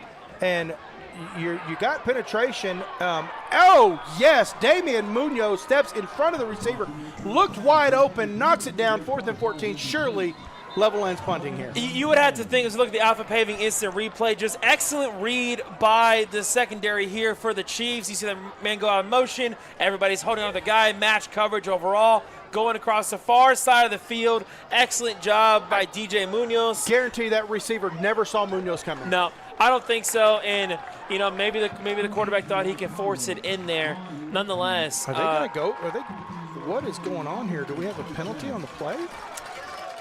I would not be surprised. There is a flag on the field, dirty laundry. And surely this was not a late hit or something like that. With them going forward, I think this was roughing the passer. Surely not. There was, oh, man. 1st and 10. I hate to see that. Well, it's a... You hate to see it. Nonetheless, you got to keep going. 15-yard penalty is what makes sense. Roughing the passer is the only thing that makes sense there. Because it wasn't pass interference. As the handoff goes to the running back up the middle, he's going to get about 4 yards. It's going to be 2nd and 6 here. Yeah, roughing the passer is the only thing that makes sense because it certainly wasn't a pass interference call. It was in the backfield. I didn't see a roughing the passer there. I didn't either, but of course the refs are on the field there. They do see the action. We're just following the camera for the most and maybe part. the camera moved off of it before we could see it. I'm not sure. Either way, you kind of want to limit those mistakes. As the only thing really working for the Lobos right now is the running game. And so that pass goes out to the end, and it's going to be a loss of 1 there probably. And I will tell you this, Lyle Leong has trained these and taught these. They're going to say go back to the line of scrimmage, 3rd and 6. He has taught these receivers really well because every time they get tackled, they jump up running as if they never hit the ground. Yeah, no, for sure. You're absolutely correct. They just have this. They're going to try and fool the ref. My knee never touched the ground and keep going. And knee is not the only thing that has touched the ground. Your elbow hits the ground, you're down. But they are trying to get up and run and get those extra yards after the play, but they're not getting them, thankfully. So 3rd and 6 here, has put a man in motion there for the Lobos and going to stack the 3 side. And we got a flag on the play. It's going to be false start, going to be 3rd and 11. You know what? And that's exactly maybe this time. Maybe this time. We want this one to stick. This time we can get it to stick. This second one will and 11, stick. sorry. Second, regardless. No, that's his 3rd. What- This is it is 3rd because remember we had the incomplete pass. Right. So it is we 3rd got to and 11. adjust. 3rd and 11. Scoreboard is wrong. 7:11 to go here in the first half. I love numbers. I'm a numbers guy. 3rd and 11, and it's 7:11 to go. I love that. Hey, I'm a big baseball guy, so like the 2 on, 2 out, 2-2 Yeah, count. I in the love second that. Yeah, no, I love that. We get set with the 2+2 stack here for the Lobos, and the backfield. They're getting into the backfield, and they're going to go really deep down the field there for the Lobos, and it's going to be dropped. He hit the receiver and he dropped it. 4th and 11. Oh, and you see that receiver And I on don't his see a back flag. in disbelief. I see no flag, but on the coverage, I believe that was number 1, Francisco Ramirez, on that big receiver. Well, he threw for that ball Levelland. a long way, though, here. Let's look at this. He threw this ball, he threw it from the 32-yard line and hit at the 15. Yeah, that's a pretty big cannon. I mean, that's bit of a cannon he got. 50-some-odd yards there down the field.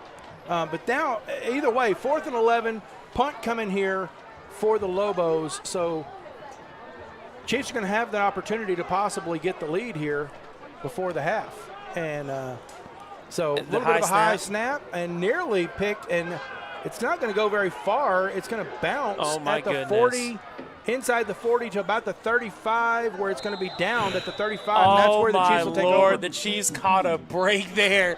That line drive punt could have hit anybody. Yeah. Oh, my Lord. And it didn't.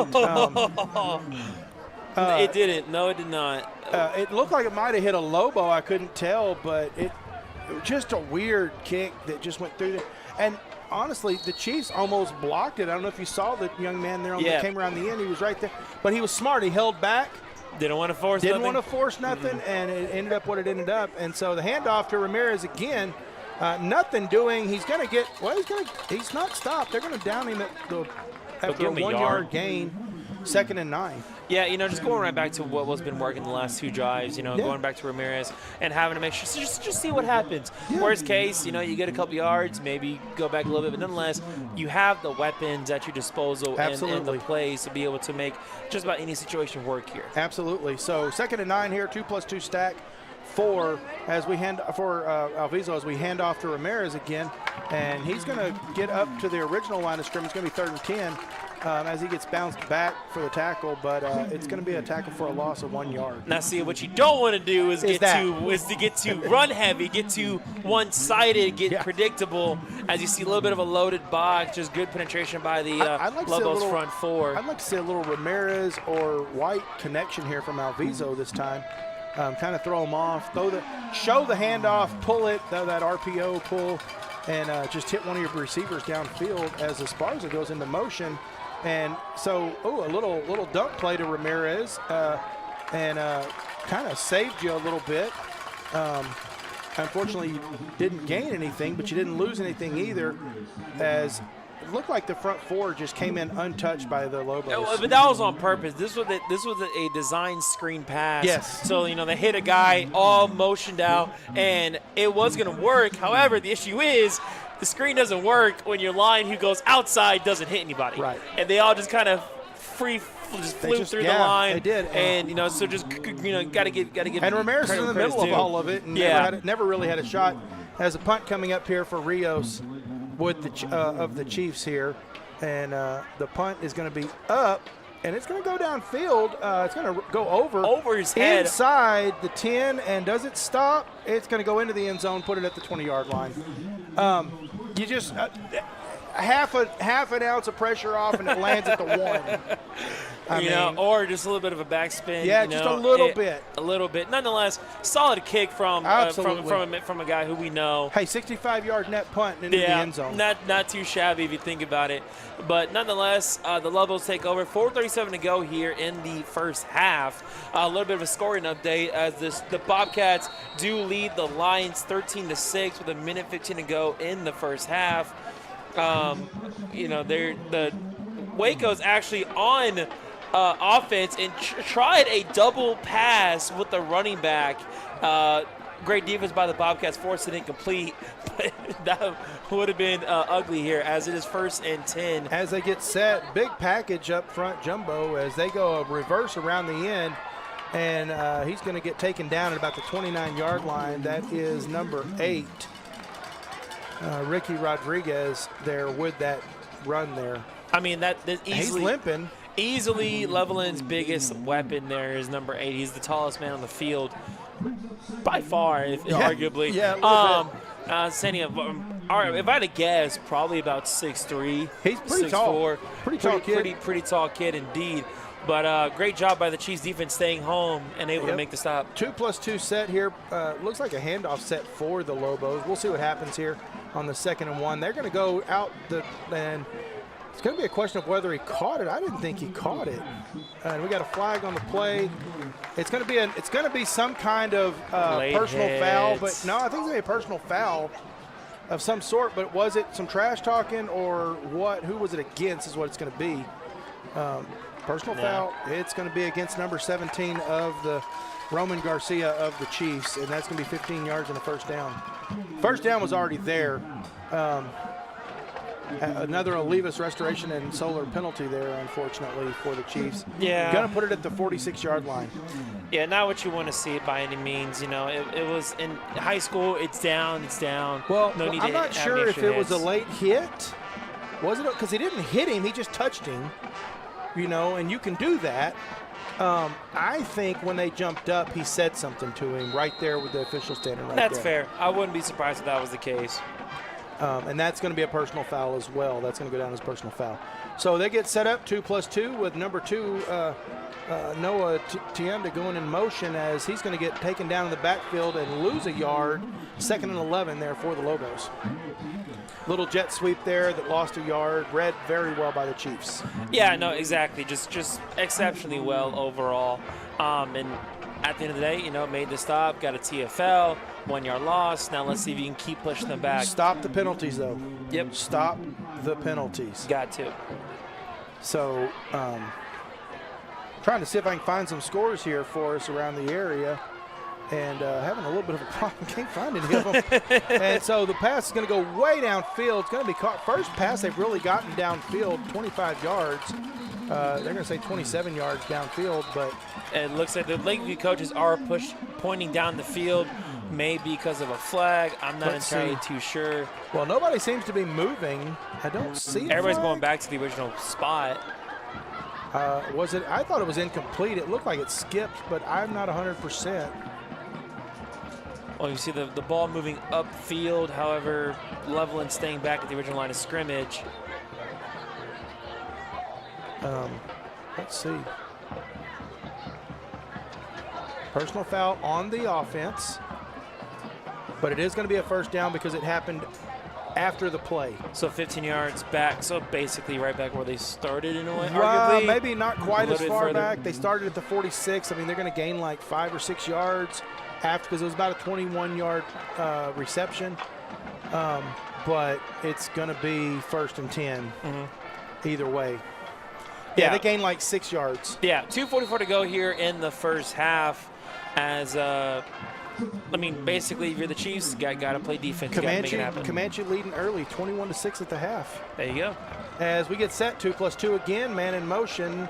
Number 4 there for the Levelland Lobos, and big takedown as number 4, Sean Landrum, catches the ball and is immediately hit by Roman Garcia for a loss of 3 yards, 2nd and 13. Finally, we recognize the out route and we attack it. The last 2 or 3 times that the Lobos have ran that play, and there's been nobody there initially, and now somebody was there. Yeah, Roman sees it. He hits, and he makes a big hit there on Landrum. I love that. I love that hit there. As we get set, here's a score for you: 43-8 Seminole over Denver City in the second quarter. So we get set here as number 8 goes back into motion. Rodriguez. Everybody comes for the Chiefs. He's going to get a little bit of. Well, he's got some guard now, and. He's going to have a big gain here for a first down, and he's going to end up in the end zone. Okay, so I'm going to tell you right here, missed tackles. But here's the deal: we got something going on here because they're not signaling first. They're not signaling touchdown, and they're not putting the score on the board. Something. Oh, there's a flag. There it is. We'll have probably. A block in the back. Black in the block. Yeah, block in the black. I'm trying to say block in the black. Block in the back. I cannot say another Olivas Restoration and Solar flag, and it was pretty obvious personally. I mean, you had the whole convoy. There's no need for it. And the coaches are telling them why. And holding on the offense. It might have been a couple penalties. Oh, they're going to call holdings. I don't think that's going to be a first down at all when it's all sorted out. Go all the way back? Depends on where it is. A couple scores while we finally figured out El Dorado. Elite Harper 10-7, and Mason leading Cristobal 28-13. Wow. And a couple more. Robert Lee and my goodness. Losing down to Sands 28-24. Sands, okay, and then Blackwell and Highland 24-16 Highland. Yeah. And so it's going to be, they're going to say it was a first down, but it's at the 39-yard line as they get set. And 2+2 set, and you're going to come out to number 6, the receiver there, and he's going to be taken down by number 24. That is Abram Rivera, but probably going to be a gain of a first down. They're going to say gain of 9 yards, 2nd and 1. That is number 6. He comes up limping, Eric Jones. Certainly don't want to see anybody injured in the game. 2nd and 1 as we get set here with 1:04 to go and counting. And there's the 1 minute mark right there here to go in the first half. 16-12 your score. The Chiefs are down, but they get the ball coming out in the first half. So here we go. Yeah, a lot of confusion on that call as they don't have a mic on the ref there in Levelland, which is unusual as we see the quarterback go into motion deep downfield, way overthrows. Receiver never even looked back. But he was wide open. Never even knew the ball was coming. I don't think he thought the play was going to him. A little bit of a scoring update for at Angelo Stadium. The Bobcats did hit a field goal right before half. They lead 16-6. Good for them, yeah. And we have another flag. And Ed's going to take it back another 10 yards. Another Olivas Restoration and Solar penalty. That's going to make it 2nd and 11 now instead of 3rd and 1. Is this not Friday Night Football? This is Friday Night Lights. Right now we're looking like the Cowboys game yesterday. A lot of flags. Yeah, it's getting rough. It's let's be fair. Both teams are looking like the Cowboys, not playing 100% right now, it seems. And we get set here as the Lobos are going to dump off to number 8 there, Rodriguez, and a lot of stutter stepping. Gets taken down. It's going to be 3rd and 4 when the play is done and it's all settled. And we got something going on here. Another running in. 28 seconds. I don't know if there's a timeout. May have been a timeout. But look, we got head coach Hector Vada has been preaching tackling, and right now we are seeing a lack of it. I'm not seeing I thought I would see a timeout marked here. I'm not. Oh, Levelland took the timeout. Hey, you know what? Let's take 30 seconds. Stay with us. You're watching San Angelo Lakeview Chiefs football on Concho Sports Network, presented by First Community Federal Credit Union. San Angelo, it's time to invest in your home and protect your future. Olivas Restoration and Solar, your trusted partner in roofing, solar, insulation, and fencing. Call Olivas Restoration and Solar today for your free consultation. At VGI Technology, our mission is to connect and protect our communities using innovative technologies while providing an exceptional customer experience. Everyone on our team took part in creating this mission statement, and everyone on our team is committed to stand by every word. So for your home and office internet, security, cameras, and smart technology. Welcome back to San Angelo Lakeview Chiefs Football on Concho Sports Network, presented by First Community Federal Credit Union. Hey, Chiefs fans, we want to let you know that if you're in the market for a new car or truck, go see the folks at Mitchell Automotive Group. That's Mitchell Toyota on Knickerbocker Road and Mitchell Buick GMC on Sherwood Way. Now, coming out of the timeout here, the Chiefs are getting set up. 28 seconds to go, 16-12 lead for the Lobos. 2+2 set, 3rd and 4 to go. Big play here for the Lobos. Chiefs need a big defensive stop here, and they're going to get through the line, and they weren't really fooled. They knew there was a screen. Unfortunately, it's going to go for at least a first down, and they're going to be they're going to tackle him inbounds, so that's going to now we're going to have a flag. And Munoz is throwing his hands up. I'm not involved. Oh, Lord. And the coach is pulling everybody back because that's going to go against the Lobos, I guarantee you. Oh, we got a little more. And we got some more, and there's going to be another one. That's going to be an offsetting when it's all said and done. And Lakeview coaches running across the field to get their players back immediately. So now I will tell you, listen, we got another Levis Restoration and Solar flag on the field. I have seen Levelland. I know. We played them in Snyder every year when I was there, and every year they did this. They would get chippy with everybody they played. Yeah, every year. And it could be a variety of reasons. We've seen teams do a wide range on the spectrum of chippiness, attitude, maybe just lighting a fire, whatever else needs to be done. But that play was just unnecessary. But here's my thing. We haven't seen this from our Lakeview team all year. We have not seen this attitude from our Lakeview team all year. We've seen some chipping, like being upset over a play, late in the game when it's close. Sure, that's not the situation here. Mm-hmm. I mean, I fully will put this on Levelland personally. Now, they're going over to talk. We're going to see what happens here. There's going to be offsetting penalties against the Lobos, they say. And they're going to call, only against the Lobos. On the Lobos. Going to be a first down, but it is only, there it is. Only the Lobos. And so I don't see an ejection or removal from game indicated. But 17 seconds to go. Here's the thing. The refs have the authority. They stop the ball in play, inbounds. Right. They can require a 10-second runoff. That or they'll force Levelland to call their timeout. I think they're trying to discuss that right now. They are moving the ball back, so this is fully on Levelland. Yeah. On this penalty. But yeah, technically it would be 4th and 1 after the it looks like everybody's trying to penalty. It looks like everybody's trying to navigate what's going on here, what's going to happen. But I think so. Something I didn't think about. It is after the play, so it will be first down because it was after the play. Right. Makes sense. Forgot about that. Of course. Yeah, so it looks like referees discussing this. Of course, you did see a coordinator or a coach come out to pull the Levelland head coach to the sideline, as, of course, that could have been flagged for a sideline violation of some sort, because he was basically out to the numbers. He was going to be in play if the ball was snapped. As you see, also now head coach Hector Guevara creeping out on the field as well. I believe that's also going to be. I think he's trying to get a confirmation on the call and the options and everything. Trying to figure out what's going on. I don't think he realizes it was an after the play, so it is a first down. Right. I mean, net for Levelland, it's only a 2-yard play. Right. Because of the penalty. 17-yard reception, stopped it inbounds, but it's a 2-yard net gain for the Lobos.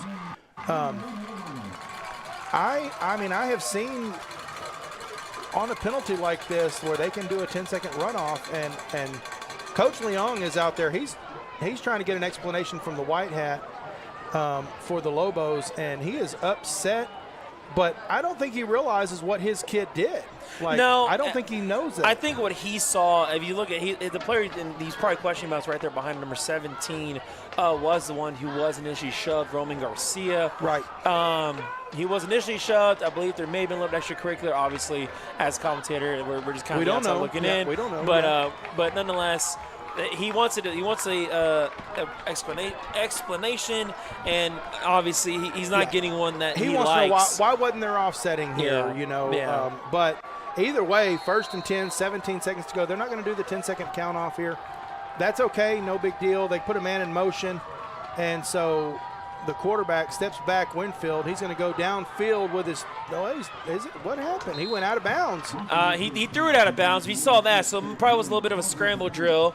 Lost the camera feed a little bit, I think, because even our cameraman thought that ball was going downfield, and it never went. There was a couple players wide open. If you looked at number one, those are on a little bit of a slant hitch route that you could have hit for about 5 yards and let him turn and make a play. You saw a couple other routes kind of develop there. Nonetheless, 12 seconds to go. Listen, I think if you're Lakeview, you call keeping them out of the end zone with 12 seconds to go here at the 31-yard line, 2nd and 10.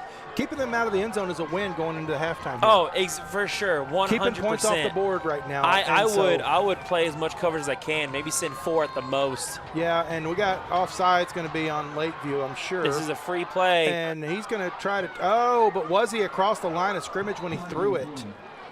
This is something I learned, actually. So I'm not sure if it is the same whole with body. high school. The whole body has to be. Yeah. So if that back toe, pinky toe is there behind the line, it's good. a fair throw. Yeah. But I think we got it looks like we might have an offsides because it was called in that area of offsides. And it looks like a little more frustration on the Levelland sideline, so we might have offsetting penalties. Well, I'm kind of wondering what we got here. I mean, I'm not sure. Looked like he could have been. He was really close to being across that line of scrimmage. I'll tell you that. Man, a lot of flags. I don't know who's keeping track here, but we got flags on each side, so that's where I wonder if there was across the line of scrimmage because we got another flag, 2 flags on the play and 1 after the play. So as we have another Olivas Restoration and Solar penalties for here. the 4th time today. Now, of course, they're discussing, trying to figure out what's going on. Of course, the Levelland offensive line just, saying they're 5 seconds to listen. go. I mean, you got a Hail Mary situation here. I mean, yeah, of course. But, there's so many flags. What are we doing here? What are we doing here, guys? So let's see the call here. Certainly, I think we have an offside. Oh, that's false start. Illegal. No. Illegal man in motion. Illegal. And now unsportsmanlike conduct. So now we're going to see offsetting penalties. So the first one was either legal motion or illegal formation. It could be either one of those. But why does the ball get moved another 10 yards? Because offsetting doesn't give the difference in yards. They just know there's no. Because I believe after the play. Oh, after the play. Yeah, you're right. My bad. Yeah. So ends up being a 10-yard penalty. They're going to try to kick a field goal here to make it a 7-point game. 5 seconds to go. Send the house. What send everybody. You got to put 1 back in case he's short. And the ball is up.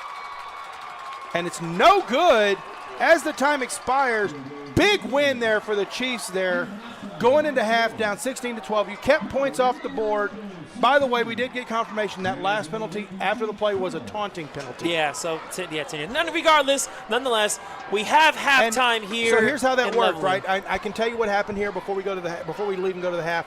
So you got the 5-yard penalty on the illegal motion. Right. So they went back. It was 1st, 2nd, and 15, whatever. Then went 10 yards forward on the taunting, which is automatic first down. That's what put them at the 21-yard line. Missed field goal of about 38 yards. Sends us to the half, 16-12. Your Chiefs trail, but we get the ball coming out the second half. The Chiefs do. Of course, we do see there's going to be 20 minutes here in this halftime. So we are going to take this time to let the bands perform. Absolutely. I have been informed that we do have audio mics in Levelland currently. So hopefully you'll be able to get a little bit of the show.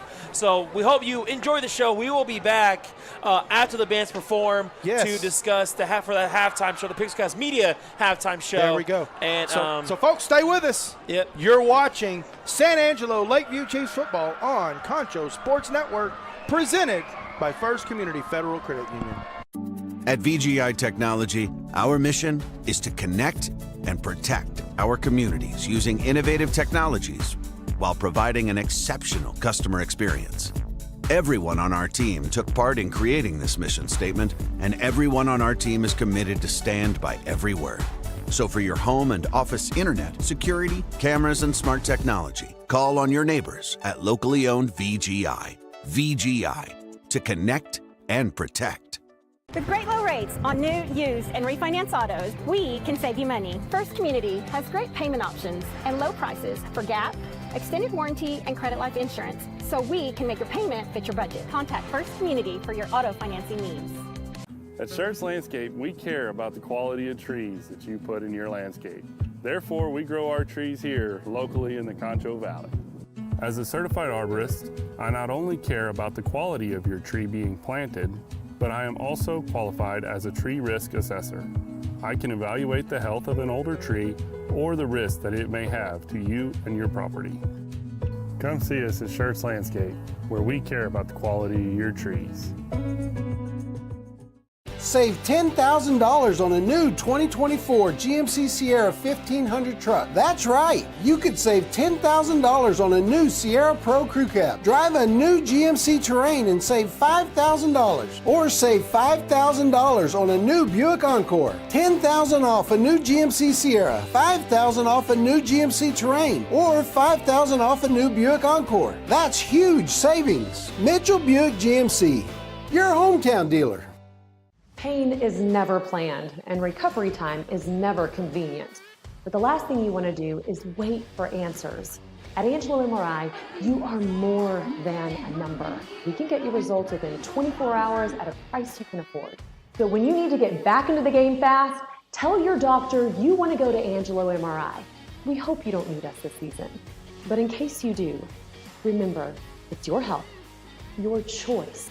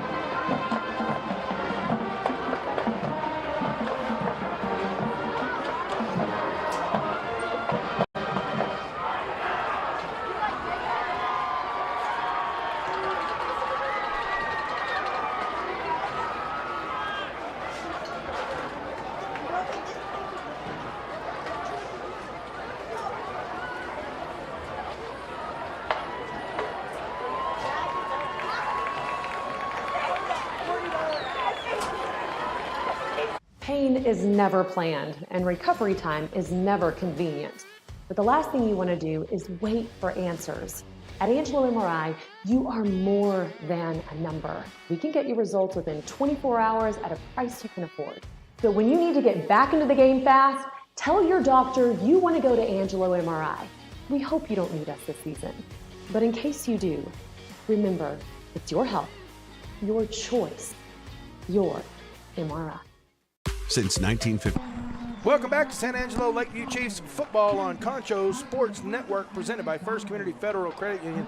Back after getting ready for the second half. Got about 5 minutes and 50 seconds to go here before the second half. Chad, we got some local. Dang, I shouldn't Chad. say. Come on, well, man. Come on, man. It's not that hard.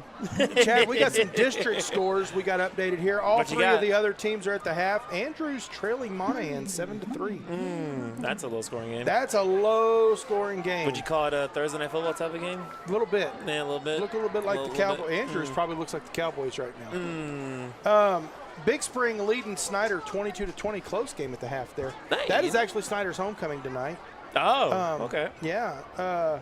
And Pecos down big to Midland Greenwood 28-9. Yeah, I mean, now the argument now comes, is that just because Midland's that good or Pecos that Well, bad? And that time will Midland tell what Greenwood's comes a to good that. team. Traditionally, they're a pretty good team. Yes. So it could easily be that Midland Greenwood is just that good. Got some local scores of interest to people. Mason leading Cristobal 28-13. Robert Lee trailing Sands 28-24. El Dorado leading Harper 10-7. Brady leading Ingram 14-7. Paint Rock down to Menard 24-6. And Highland leading Blackwell 24-16. Some close games in the area. No real, well, other than that Paint Rock score, no real big like blowout scores that I'm seeing so and far. honestly, I think that just kind of attributes to the fact that we're a third of the way into the season. Obviously, we just discussed prior to coming back on a couple scores that are definitely big, high-scoring contests. 63-0, 52-37. Yeah, At the half, at the half. As our producer pointed out, no defense in that game. Looking like the Big 12 Those out were there. 5A Division I games actually that I was tracking there. And I mean, actually, look, there's a change. It's actually 49-37. Apparently, they took a field goal off of Bernie Champion's scoreboard. That's not fun. 49-37. But at the half, still 49-37. Come on, you know. Yeah, no, not the best by any stretch of the imagination, as we're seeing the Lobo marching band on your screen now. But yeah, it's not looking too hot overall. I think my point there is you still have those big blowout games. Yeah. But we don't have that here in this game up in Levelland. 16-12, you were down by 16. You're down 16-0. Right. And all of a sudden, you're able to put two big drives on the feet of Samuel Ramirez. Big runs. Do we have any stats for that first half? A little bit. Obviously, with these remote type of streams, obviously you kind of run into the struggle of just simply trying to keep track of everything. Sure. Overall, it's not very much. We do have the big plays, the big yardage of the touchdowns. I know one of them was course. 60 yards. I called that one well. Yeah. We do have a turnover count, of course. Leveland with two turnovers, or excuse me, giving up two giveaways, with the Chiefs having two takeaways, and various other things like that. And we had one interception that was given up by Alviso. Right. On a weird play. Right. What do you see in the first half here? Where do you think? Let me re-ask this. Where do you think momentum is swinging to right now? You know, it's so hard, and of course it's going to sound biased for the sake of our stream, but sure. It's so hard not to think the pendulum is swinging towards the Chiefs' way right now, and that's strictly just because of the fact that they were able to piece together two pretty solid drives towards the end of the first half. And a good defensive stand. Turnover on downs, a pick. Obviously, we had the weird shenanigans of like 5 straight plays with flags, a lot of offsetting penalties. Nonetheless, the missed field goal, it keeps at this 4-point contest. And we get the ball. And obviously, exactly, the Chiefs get the ball to start the second half. And so there's just a lot of things that the Chiefs could do. If Tony Cortez can just be able to piece together a solid first drive to jump ahead and play ahead for the first time tonight, it's going to just spark that fire for the Chiefs in order to be able to be like, hey, we see it. We just saw we came down. The first quarter, 2 weird plays, safety, the turnover, 2 very short drives for Levelland. Just weird things, And then the second quarter, in my opinion, belonged to Lakeview. Oh, no, and absolutely. Simply just bending but not breaking, forcing turnovers, getting 2 well-constructed drives. Of course, one of them sparked by the running game behind Ramirez. Ramirez. Of course, the 2 really big runs. One, of course, being the 60-yarder that we had earlier. And then, of course, the second drive being just a nice piece together drive, leading to a fade to the end zone of Braylon White. Yeah. You know, it's long story short, the Chiefs had the momentum going into the second half, despite what the score says. So here's something. So if I'm Coach Guevara, I'm in the halftime right now. I'm making sure to tell my team, hey, calm down. Yeah. Okay? And here's what I mean by that. Calm down. You've got them mad. They're mad. The Lobos are mad. Yeah. Okay? To the point that they're making silly mistakes. Yep. Now, we don't know who that last taunting penalty is on, but I guarantee you, Coach Guevara's gotten on to him for that. Yeah. I mean, I don't think there's a doubt, because you put him into field goal range with that taunting penalty. Before that, it's a Hail Mary play. Okay? So, number 1, calm down. Yep. Don't do anything stupid with your attitude. Check your attitude at the door. Yep. Okay? Second, keep doing what we do. Exactly. And if you're going to make them mad, make them mad. But don't say anything stupid yourself. No, you can't. You can't, because Don't retaliate. We're seeing the quick trigger fingers from the refs just being able to tossing these flags out left, right, and center. I wish we kept track of it here on our side of things, but there have just been so many flags. And I think the there's been like half. 5 or 6 personal fouls. Exactly. Like personal. I believe 3 on sportsmanlike. Like, Yeah. it just so many different unnecessary things that just simply, you know, there's just so much really to work with. With a minute and a half to go, actually, they stopped the clock. This because the Pecos, or not, sorry, Pecos. Thinking ahead here. The Lobo band here is out there, and it looks like it's like a combo band, maybe with the junior high. Maybe alumni. Alumni, I'm not sure. But a little bit of a longer halftime show. Looks like they're starting to come off now. But, yeah, I just think if you're Coach Guevara, you're telling your team, listen, the second guy to throw the punch is the one that gets the penalty. Right. Don't be that guy. Yeah. You know? Honestly, you don't even want to be the first guy. You don't either. Like sure, no, I agree. Like obviously, you know, Keep your cool. Keep your cool, but obviously, you know, there's a benefit to rile them up and make them make mistakes. But you just don't want to be that guy. We're seeing these quick hands from the refs, just flags are flying like they're crazy. Watching it. Exactly. So you just have to be careful. Yeah, they're looking, and I think the refs are aware. And listen, I've been a ref. I've seen games like this where everybody seems to feel a little chippy as it looks like the Chiefs are lined up in the big tunnel there. I've been a part of games where you see players getting heated, and you become, as a ref, you become aware of that, and you're looking for anything to be able to go to the team. You're looking for anything to throw that flag to make a statement to those teams. Hey, I'm not putting up with that crap. Okay? And I guarantee you, Coach Guevara's, just like you said, don't be that guy. Exactly. Don't be that guy on the field to ruin it.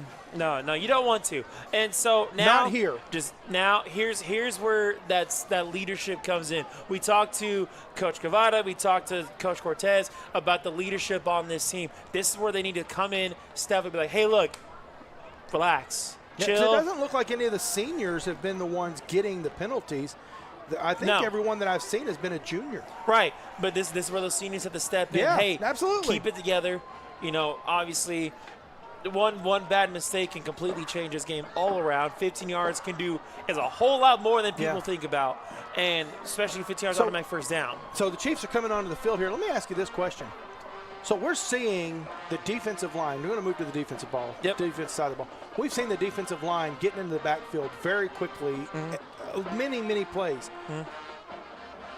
I don't want to tell my defensive line to not do that, but one of the things I'm seeing from the offense is Winfield's getting rid of the ball really, really fast. Do you tell him to hold back and go after the playmaker rather than the quarterback? No. See. Because he's getting rid of the ball really quick. He is, but that's by design. And we're noticing there's a lot of short passes, similar to what the Chiefs are doing. It's a lot of short passes, let your playmakers make the play. If I am Derek Allenbar, I'm telling my defense, hey, look, We've seen all these plays where a lot of screens to the sides. They're playing coast-to-coast offense. Mm-hmm. You know, you have to be able to be there. But one thing that's really frustrating me as an analytics mind and the outside looking in, seeing the, of course, obviously 2020 vision. You know, it's seeing everything here. Everything's 2020. Hindsight's 2020. Thank you. That's what I'm looking at. Hindsight on the situation. You have to be able to make adjustments. What's frustrating me as an analytics guy and seeing the outside, seeing the top of this, you're getting out personnel on one side of the field, and it's going to come back and burn you. We see it happen early on during the first half. A lot of these trio, tray formations where you have 3 receivers on one side of the field. Every time. It's the tunnel, it's the step back, it's the bubble. These screens are going to outdo you, especially one of those bubble screens, because of the fact that simply, if you think about it, and of course I'll point it out once the play happens, see the team's taking the field. If you see that a bubble screen, for those of you who don't know at home, is literally the most inside receiver, those 3 receivers, is making a half bubble. He's taking a step back and looking at the quarterback and just kind of making like a semicircle motion kind of deal behind his receivers. So you're going to catch the ball, and his receivers have blocking right there in front of him. The issue is, the Chiefs only have one true corner there. Sure, they're bringing a safety down. Sure, they have that 3-4 outside linebacker there. But the issue is simply the fact that it's not getting there fast enough. And here's the Schurz landscaping kickoff, and it's going to be fielded at the 28 and kneeled down right there. And that's where the Chiefs take over 1st and 10, their first drive here in the second half. No, I completely agree with you. Having one person, they don't have enough personnel up there to cover that. And honestly, as bad as it sounds, the receivers for Levelland are just kind of making the defenders look silly running around them. But also the Chiefs are catching a couple breaks in that department because we've seen a lot of key drops from the receiving core there. But obviously, eventually, one of the jobs cannot count on that the whole game. Exactly. So you have to be able to analyze things here. Jumper routers too. So here we go. We get set. A little bit of a weird setup here. I'm expecting a 3rd receiver. Maybe there's one down here a little further. I can't tell. Oh, no, he had 2 in the backfield. I didn't see that. As Ramirez is going to get the ball and bounce out. Is that Ramirez or That's Rios? He's going to take it's probably going to be like a loss of a half a yard as he gets taken down by a sea of red there. Now they're going to give him back the line of scrimmage, 2nd and 10. Yeah, and just one of those simply just hand the ball off. Let's see what happens. Let's see what we're rolling with here. That was Ramirez in the backfield with Rios there. As Rios is going to come out and Whitfield's going to come in. As we do see something to keep a track of, Trey Henry, who went down in the first half, number 70, has yet to return. Yeah, I haven't seen him come back. Is number 70, I believe 75? Yeah, Jay Roman. Yeah, looks like he's taking over at the right tackle position. We get set with a 2+2 setup as Alviso steps back, hits Francisco Ramirez for about a 3, 4, they're going to say 5-yard gain there. The team's leading receiver. 3rd and 5, yeah. Well, the season. We saw the trivia on Monday. We did, and here's the thing here tonight. There hadn't been a whole lot of receiving going on this game. Most of the yardage we've seen has been in the running game here for the Chiefs. But exactly. We're going to see. I think we're going to see something big here. As it's 3rd and 5 here, 3rd and 6. Alviso steps back and hits Francisco Ramirez again, and he's going to take a loss of a yard there, making it 4th and 7. Now, what you saw here, ladies and gentlemen, was simply a tunnel screen. If we can get that replay pop up there, I want to be able to show this off.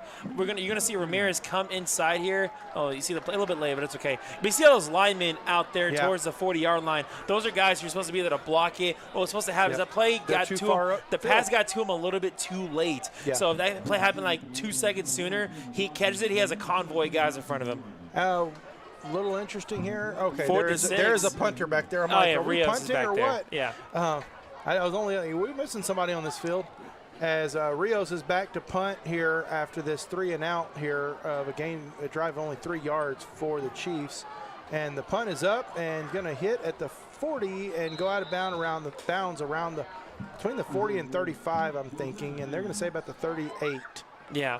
1st and 10 for the Lobos. Not the best kind of play you want to see from Rios, but nonetheless, he got it off. Got blocked. A lot of pressure. Yeah, another potential block punt. But nonetheless, it works out. Now we're going to see Derek Allenbar's defense for the first time in the second half. Just some weird plays in the first half. The block punt that goes right into Monreal's hands.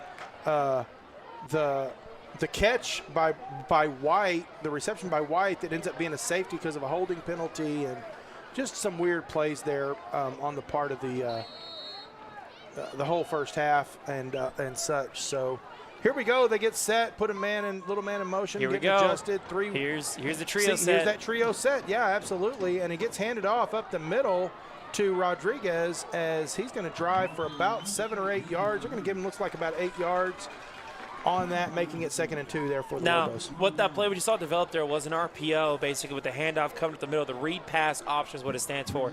If you saw that interior receiver number 20 there, took that, pretty much back steps there behind his receivers, that's what they're looking for. This is where the mismatch personnel is going to come back to bite the Chiefs, so they're not careful. So we get set for 2nd and 2, another stack on the end, and another handoff, but it looks like he's going to get the first down, but it looks like they're going for the ball, not able to get it.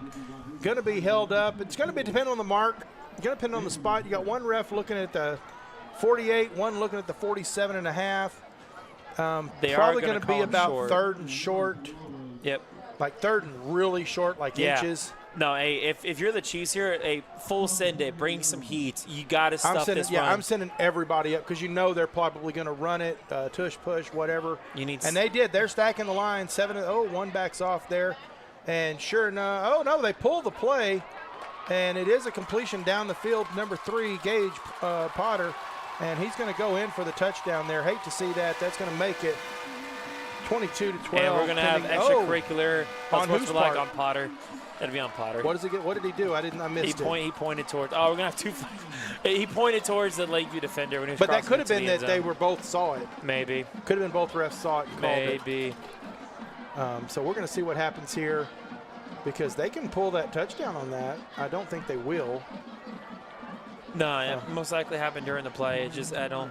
But if it happened during the play, then they can pull the touchdown. So here we go. Let's see what happened here. And he's telling him basically, don't come at me. Oh, it's coming way back. Way back. Here we go. That's 15-yard penalty there. No touchdown. Unsportsmanlike on Levelland. It'd be 15 yards from the spot of the foul, which is about the 2-yard line. Here's the thing about unsportsmanlike. If Potter gets another one, he's out. Yep. So you got 4 players, at least 2 players on the Lobo side, probably 3 or 4 that have unsportsmanlikes already. Yep. This is where the composure and the coaching really show off here. It's how well the teams, each of them, are holding themselves accountable. And Garcia, you don't want, because I think Garcia has one as well for the Chiefs. You don't want to get that second one because you're out the rest of this game and out the first half of next game. Yep. So you don't want to see that occur. And here's the thing, that takes a touchdown away. That was at the 2-yard line. That takes a touchdown off the board for the Lobos. Big break there for the Chiefs as they get set 1st and 10 in the Angelo MRI red zone here for the Lobos. And they're going to hand off and go up the middle. And 24, we've got another play, another couple of flags. Now, will this be a face mask or illegal hands to the face? Because sure. That stiff arm looked pretty close to the head there. Yeah, I'm not sure what they're going to call here, but it was only a run of about 2 yards originally as another Olivas restoration and solar penalty here. And unsportsmanlike face mask on the defense. That's going to hurt. That's going to be a half the distance there in first down there. That's a tough break for the Chiefs because that stiff arm looked really close to the face mask himself. So that's a little tough. rough, yeah. a little tough. Yeah. Now you got to. I'm stacking the line. They're going to run the ball. But if you stack the line, you can't just give up on the pass. The issue. What we saw on that big play. I'd man-to-man put 7 in the box. That's just me. I'm a risk taker. Because I'm expecting that run play that comes up, and that's going to be they're going to run that into the end zone up the middle, 7-yard run by, I can't tell who that was. 18? Actually, 18. That would be Noah Martin there for the Lobos. And Luna had him. Why Luna didn't bring him to the ground, I'm not sure. But Luna had him originally wrapped up. But you play through the whistle, right? Yep. So 22-12, pending the extra point here for the Lobos. Number 22, Eli Randall, the kicker there, and little chip shot goes up. It's going to be good. 23-12.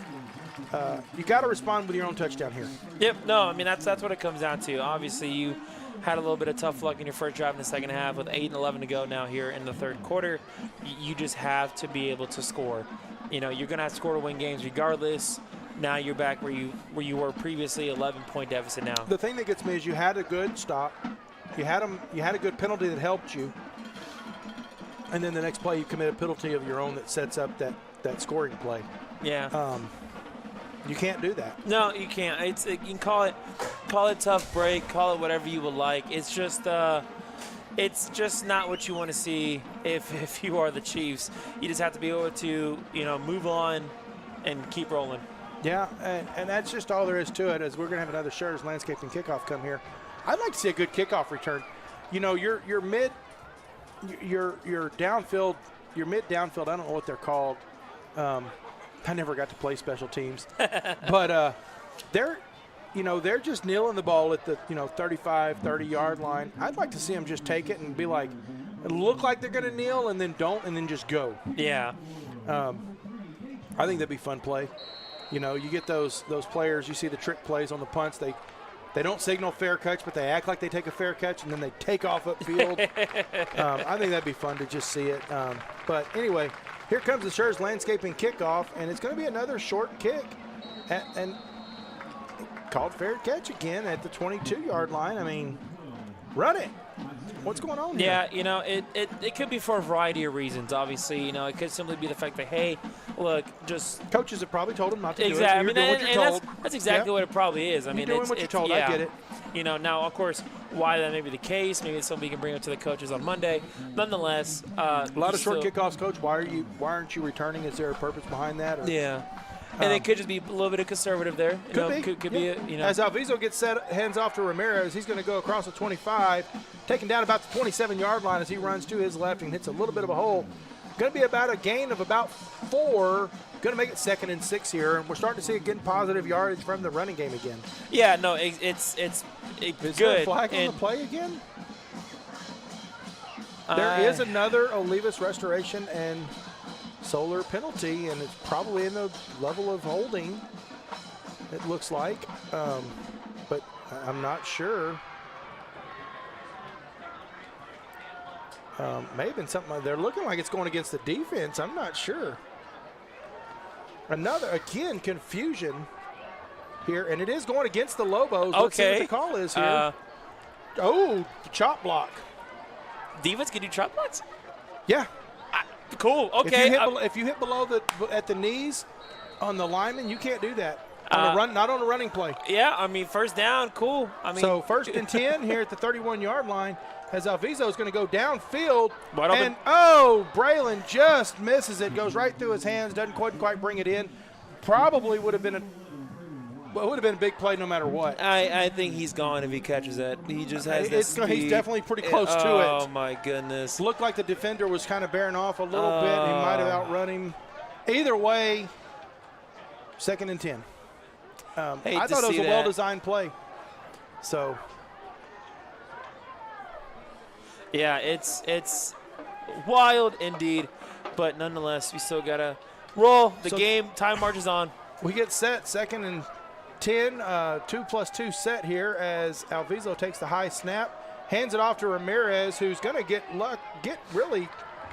he's going to go forward for about 5 yards, going to make it 3rd and 5 as probably lucky to get anything because it looked like he'd been stopped for a loss, and he broke through. He made something out of nothing there, so good on Ramirez to be able to. And good on Alviso because I think that could have been an RPO setup, and when Alviso got the high snap and came down, he just said, hey, give me something, Ramirez. Yeah.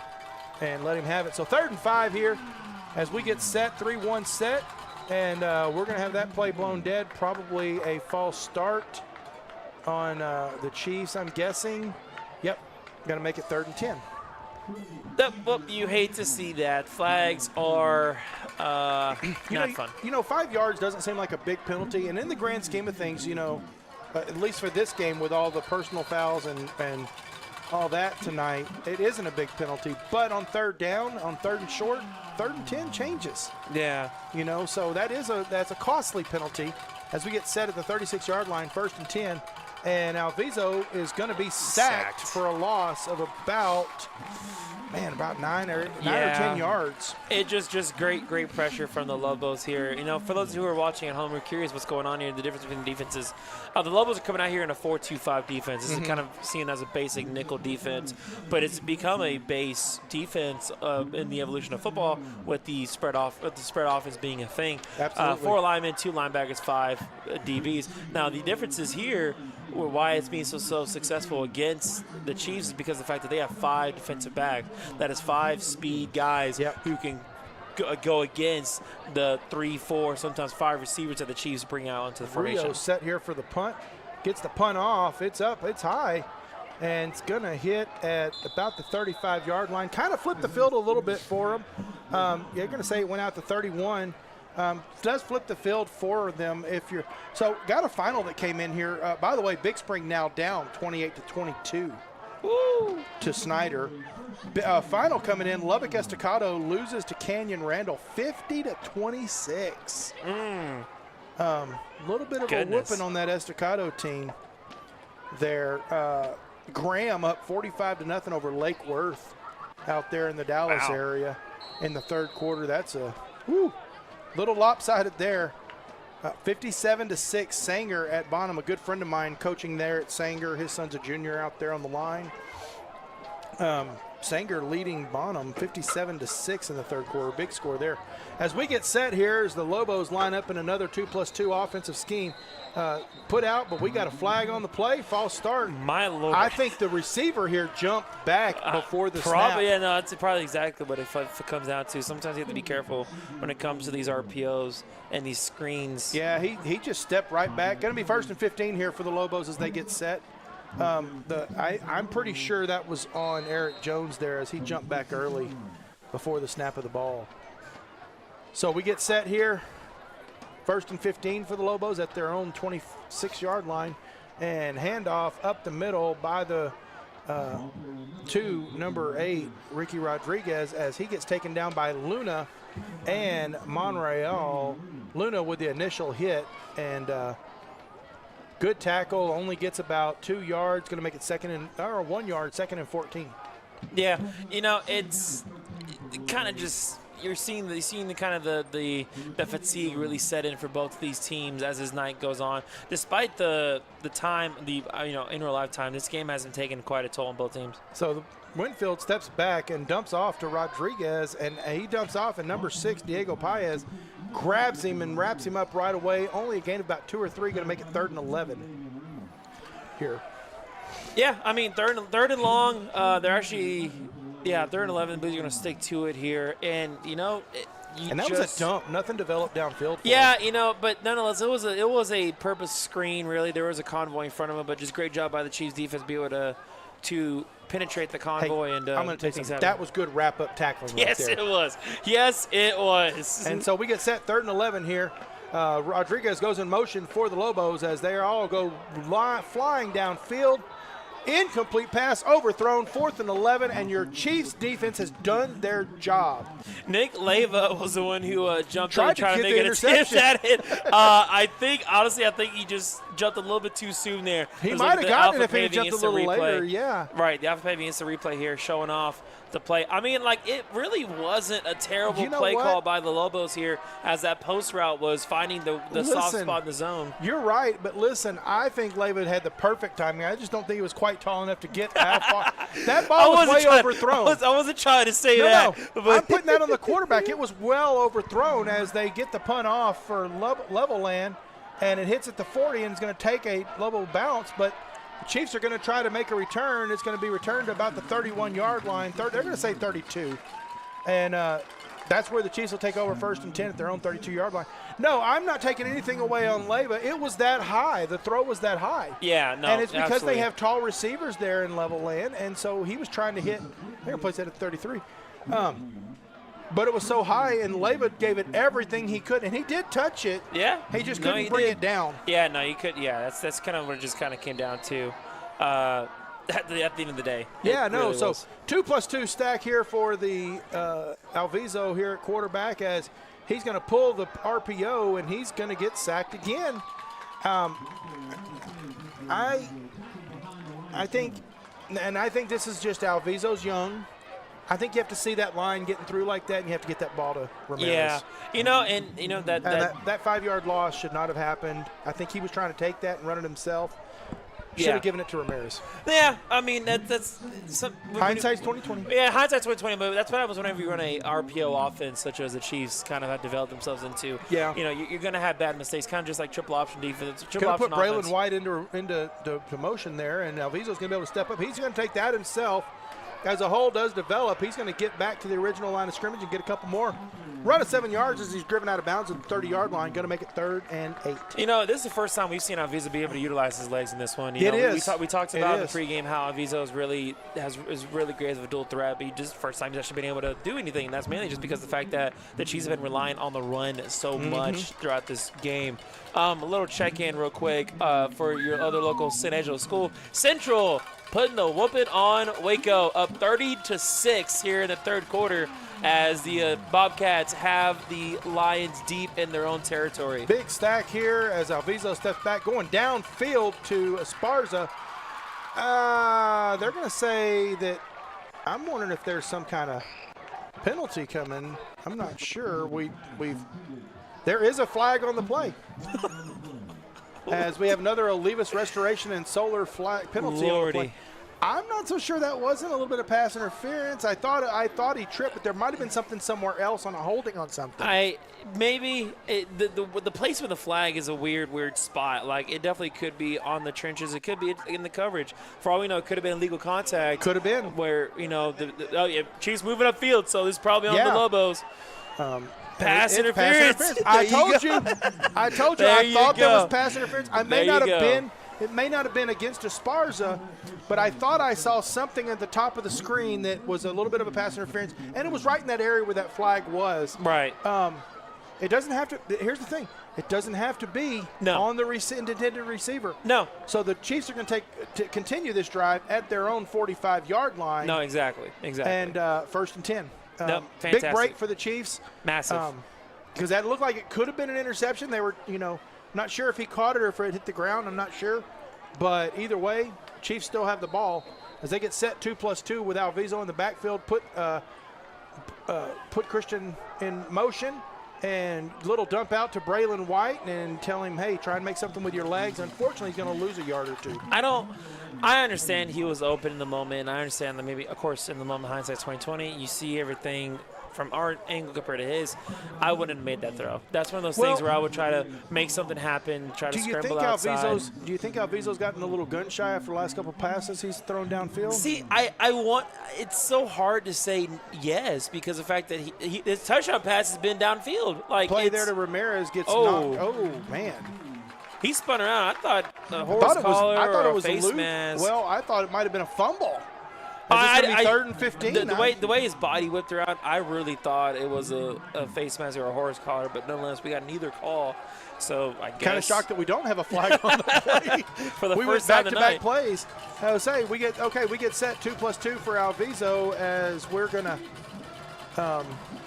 see what happens here as Ramirez starts to go in motion, but we got a false start. Ramirez. Yeah, flag on the play. It wasn't a motion. He took a step forward too soon. Yeah. I do want to point towards 3rd and 20. That, but also you see the frustration on the Chiefs sideline as we see Austin Perez, the senior quarterback for the Chiefs, throw his hat after he saw his teammate commit the penalty. So frustration a little bit, as of course those are just those little mistakes that you just don't want to. Those things happen, and the fact is Ramirez doesn't get penalties at all. Hardly. Yeah, if any, that might be his first penalty. You barely even see on the running back period. Yeah, and so as we're going to have another false start, I'm thinking. Yep. 3rd and 25. My goodness. The Chiefs are looking like the Texans on last Sunday. Now's where you need a taunting call. Oh my God! Like Now you try to pull that taunting call from the Lobos. We've had our gripes with the penalty flags tonight, but of course these are the ones that you have control over. Yes, you're shooting yourself in the foot in these moments. 3rd straight Olivas Restoration and Solar penalty there called for false start. A minute 25 to go in the third quarter. And you know what? The Chiefs are going to take a timeout, and they're going to go talk about this. Hey, you know what? We're going to take a timeout, too. You're watching San Angelo Lakeview Chiefs football on Concho Sports Network, presented by First Community Federal Credit Union.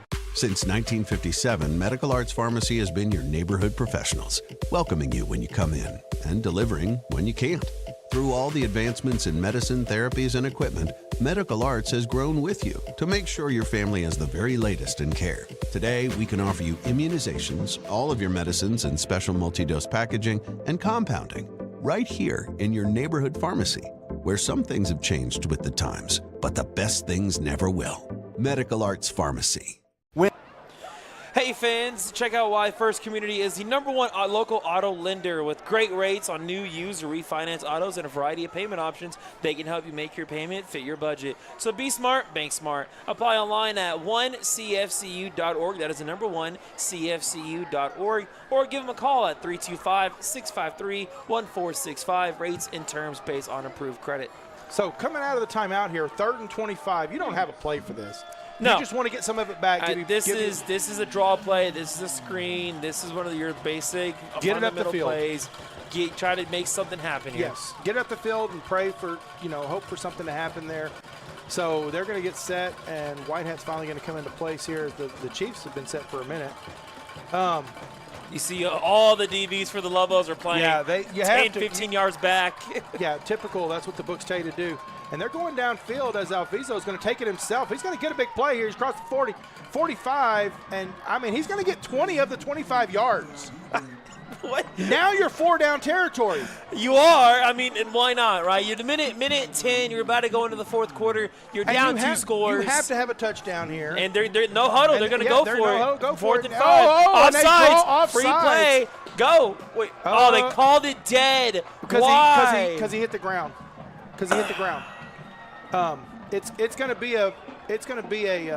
It should be automatic first. Or the result not of the necessarily. It won't be automatic, but the yard should give you the first. The yard should give you the first down. But because he landed in the neutral zone, they're going to call that a dead play. First down, Chiefs. And so, there you go. So now you've gone from your own 45-yard line back to your 30, 20-yard run. And here we go. We're just going to keep rolling. They get set, going to go downfield to Braylon White. Overthrowed him, though. Going to be 2nd and 10. I like the play call there. I like the play call, but I also like how the Lobos defended it. Double coverage on White. They knew they just had that gut feeling. I don't blame them. It's Braylon White's been the threat outside of Ramirez for this Chiefs offense tonight. Yeah. Make him beat you. And him coming back, you don't. Yeah. You had a couple games without him. The Lobos don't know what to think. All they know is he's big and tall, and you're going to go after him. So we get set here. 2+2 again set. Ramirez on the right-hand side, and going to go to Braylon. That was a screen pass developing for White. I just can't tell if he just dropped it or if he tried to pitch it to somebody ahead of him. Yeah, I'm not too sure. I'm not sure what happened. Either way, 3rd and 10 as we look at it here again real quick. Right. Or not. I'm not sure. But I'm not sure what happened here. He just dropped it. Yeah. But Rodello tried to get in there to make a catch. And so going to go downfield, and Alviso is going to be sacked back at his original 45-yard line. And that's going to maybe and loss of another 12. flag on the play. So another Olivas restoration and solar flag holding on the. So they're going to decline. Yeah, they're going to decline that all day. It's going to make it 4th and 22. But I think you're still in 4 down territory at this point. It's going to be 4th and 19. Yeah. So not as bad. What do you got to lose? 40 seconds to go in the 3rd quarter.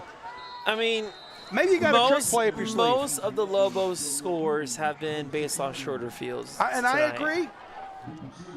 Maybe you got a trick play up your sleeve. Why not? 4th and 19. Why not? Obviously, I don't recommend it. I don't recommend it. Yeah. But maybe you got it. I don't know. Maybe you couldn't. Maybe we get a muff punt. I don't know. So, Rios. Look, Rios taking it. And he's going to get back most of that lost yardage. It's going to be a turnover on downs. But I think he saw the block punt coming in. I guarantee you that was not intentional. I guarantee he saw the block punt coming and said, you know what, I'm going to get some positive yardage rather than the block punt. Yeah. Right thing to do.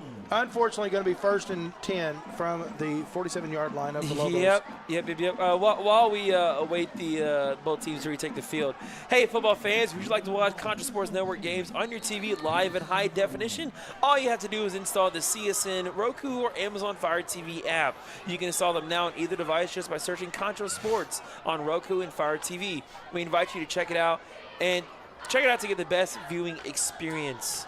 It's just little tough here. Weird game. Who knows? Maybe we get a turnover here. I don't know. Everything else has happened. It would just add on to the. They're going to run the ball to the left side, and he's going to be taken down after a gain of about 5 yards. That is number 21 there. That is Jake Potter.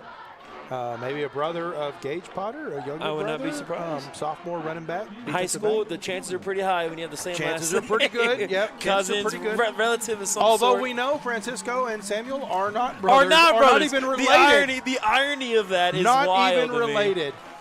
As we got a timeout called here by the Lobos, and so let's look at this. No, I apologize. That's the end of the third quarter. Oh, hey, you know what? That makes sense. So, folks, stay with us. We're going to take a really, really quick break. You're watching San Angelo Lakeview Chiefs football on Concho Sports Network, presented by First Community Federal Credit Union. When having a truck is essential, you should drive a Tundra from Mitchell Toyota. A Toyota Tundra is a formidable combination of power, space, and technology. Plus, it's a great-looking truck. Mitchell Toyota, where we put the deal back in dealership. Would you like a time-lapse of your construction project? Damon Bell Photography and Drone Services. Need to check your roof for hail damage but don't want to climb up that rickety ladder? Perhaps you're selling property. We also cover sports and weddings. Damon Bell Photography and Drone Services. Welcome back to San Angelo Lakeview Chiefs football on Concho Sports Network, presented by First Community Federal Credit Union. Here we go. Now another quick flip, 4 yards to flip the field here. Yep. Second down and 5 for the Lobos at the 48-yard line of the Chiefs. Big play here. You got your fourth quarter. You got to get the ball back. No, absolutely. It is crucial to be able to force Lobos a stop better be here. careful moving that ball. Trying to move that ball forward. They can. Man, that could be a big deal. All right, they get set here. The Lobos, they're gonna 2-1 with an extra blocker up front. And Monreal and Luna are going to get back there into the backfield and take Potter down for a loss of 3. They're going to say a loss of 3. Hey, going to make it 3rd and 8. Fantastic TFL by Monreal. Isaac, we talked to that young man twice already this season. Twice this year, on the Chief Insider, which you can see on Mondays at 8 p.m. live at Shenanigans or on Concho Sports Network. And of course, the irony this week won't be that time, but we'll discuss that later on. So while Luna wasn't necessarily in on the tackle, he did cause part of the disruption there, allowing Monreal to get the solo tackle there. And look, what I'm noticing here is they're 4 up front. They're 4 on the line right now. Mm-hmm. And so as Winfield steps back into the backfield and going to cause a lot of penetration, he's going to have to take it on his own. He's going to get the first down, but he's going to take some hits doing it, as he's going to make it down to the 28-yard line of the Chiefs for the Lobos to get that first down. I think that was the only option he had, was to run the ball. And it was a great option. I mean, you had all that space in front of you. The match coverage followed every receiver out the way. And at the end of the day, you know what? You had the space. He had to do what he had to do. And, I mean, it worked out for him. Unfortunately for the Chiefs, it worked out for him. So Chiefs need to get that back. And they did get the backfield penetration there, but they were kind of pushed around the pocket there. So as the handoff goes to Potter again, he's going to get hit by a host of Chiefs, but not before making a 5-yard gain, maybe even 6-yard gain, to make it 2nd and 5 or 4, depending on where they spot the ball. Yeah, we're just seeing this defense kind of slowly get the fatigue set in on just kind of the. Well, we haven't seen this Potter kid, Jake Potter. We haven't seen him in the game all game, so he's got fresh legs. Exactly. And so against a Chief team where at least half of these young men are on offense starting. So and playing both ways, yeah. Absolutely. So they get set in a 3-1 stack here. And so they're going to pull it and go the opposite way, and it's going to be a touchdown on for the Lobos, making it 29-12. Well, let's look at that Alpha Paving instant replay because I can tell you right now what went wrong. You see number 17 there? He is shaded for the inside. Basically, long story short, what that means is they thought he was going to run inside. And you have a tall receiver like him against 17 there. It's your match, your mismatch. And honestly, Garcia could have been called for pass interference there, really. Yeah, but they're not. The flags aren't. They're not going. The refs aren't going to throw that flag when it's a touchdown. They're just not. But he could have been if he had missed it. That could have been a pass interference call. Yep. So 29-12. Extra point is up and good. 30-12. Your Chiefs trail by 18 here in the fourth quarter with 10:14 to go as we prepare for another Schurz landscaping kickoff. And while they do that, I'm just going to go through here, looking at oddball scores around the state.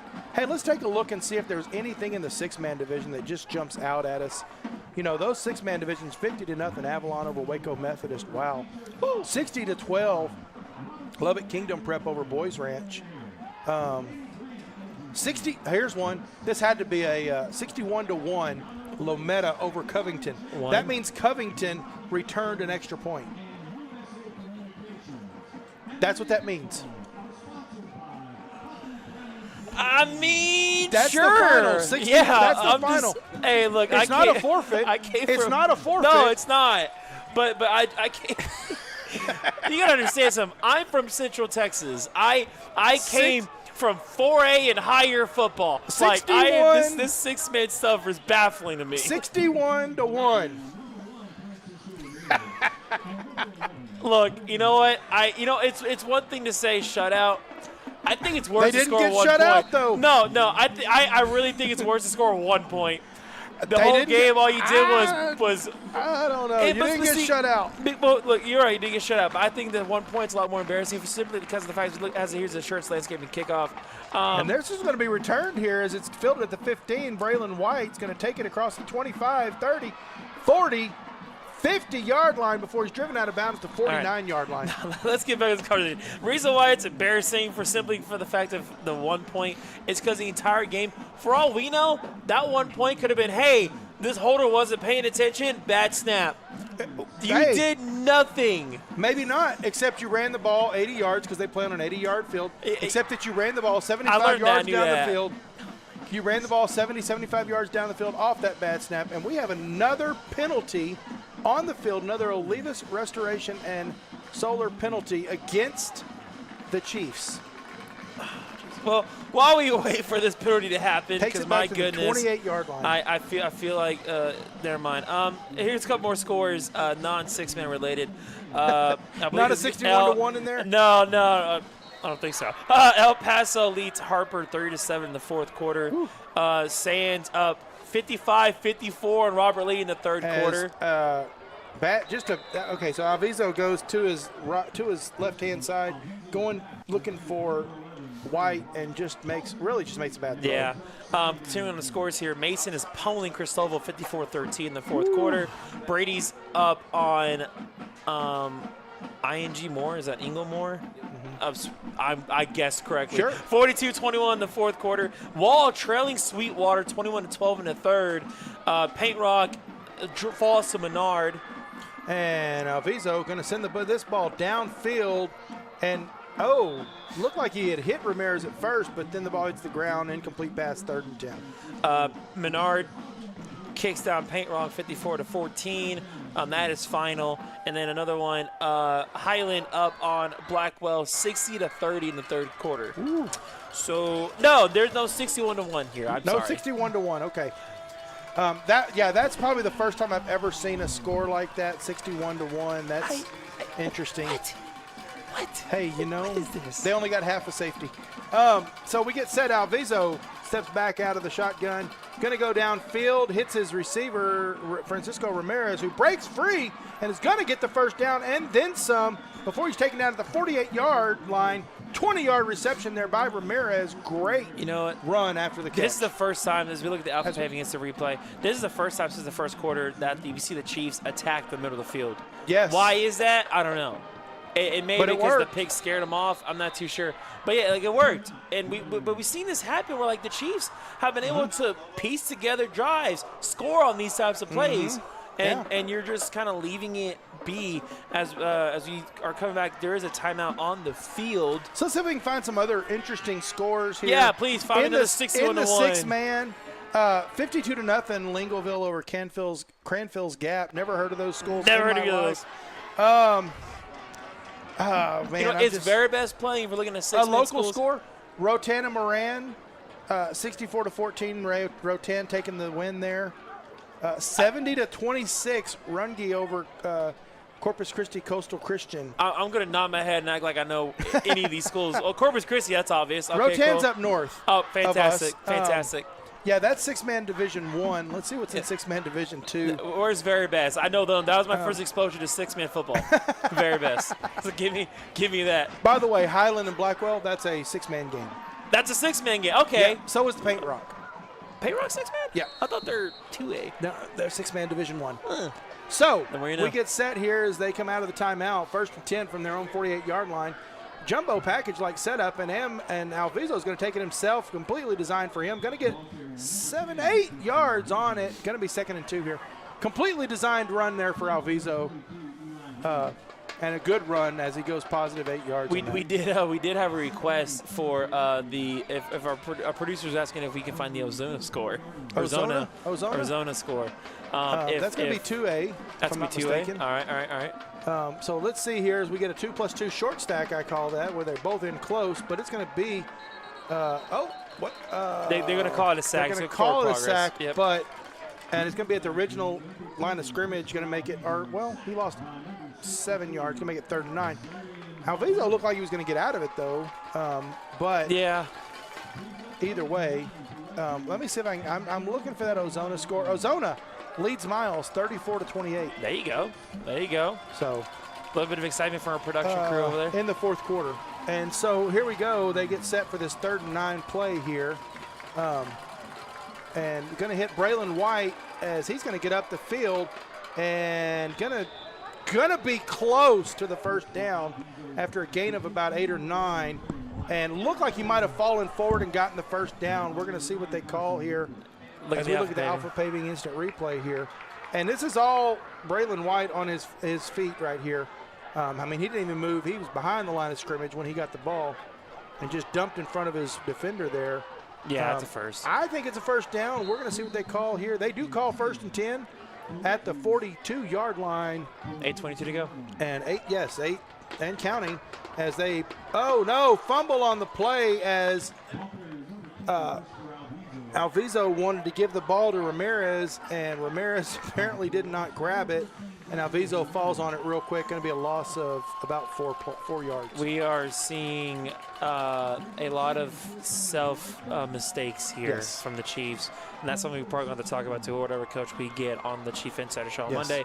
Simply just how do you move on from this? 2nd and 14, get Christian Esparza into motion, and Alviso pulls out the RPO, goes across the middle, and it's going to be intercepted, intended for Braylon White, and going to be returned across the 50, and going to be pushed out of bounds at about and good on Christian Esparza to push him out of bounds. Otherwise, he was going to go for a touchdown. They pushed him out of bounds at about the 32-yard line. Honestly, that's probably a nail in the coffin there if you're Lakeview. Yeah, and especially if there's any points scored on this drive. You know, we talked about all season where, like, Alviso's been doing a great job throwing these tight windows, but obviously it's this high school football, and not everything's going to be perfect. You're going to have these mistakes. And that time it just came back to bite him, which is a great read based off the linebacker And these there. 2 games have been rough. I mean, they're going to say he was out of bounds at the 36. But he's had 2 rough games here in the quarterback position. But, hey, he's a good quarterback. Oh, yeah. And he's young. He's a sophomore. He is, and he's playing both ways. So, he's got to learn, and he will. He'll get better. As Copes comes in the game to replace Alviso on the defensive side of the ball, and they're going to do a little, I don't even know what you would call that, but almost like a jet sweep reverse or something. Yeah, so that's if If you're a big college football 25 player like I am, they call that the DIY reverse. So you have the option to pitch it the other way. You don't have worked. to. Got about 7 yards. Yeah. Well, it looks like about 6 yards. Going to be 2nd and 4. But, I mean, it worked. You got upfield. But is there I was like, they're going to the referee. Was there a flag on the play that I didn't see? But no, it does I don't think there was.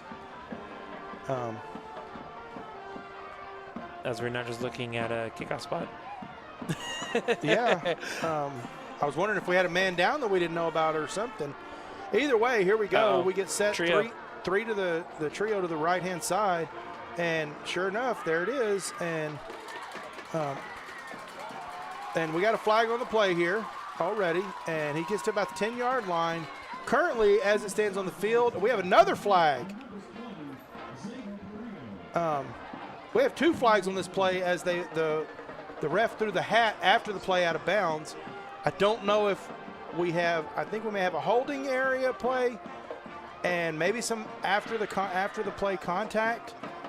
But we didn't see what happened. Hopefully it wasn't. Oh yeah, that's gonna be holding right here on number 3. That's coming back for them for sure. But you kind of wonder if there was something. Somebody did something after the play for. I'm not sure. We'll have to see what happened after the play. Hopefully it wasn't one of our guys that did it. We got holding there. Yep, we saw that clear as day.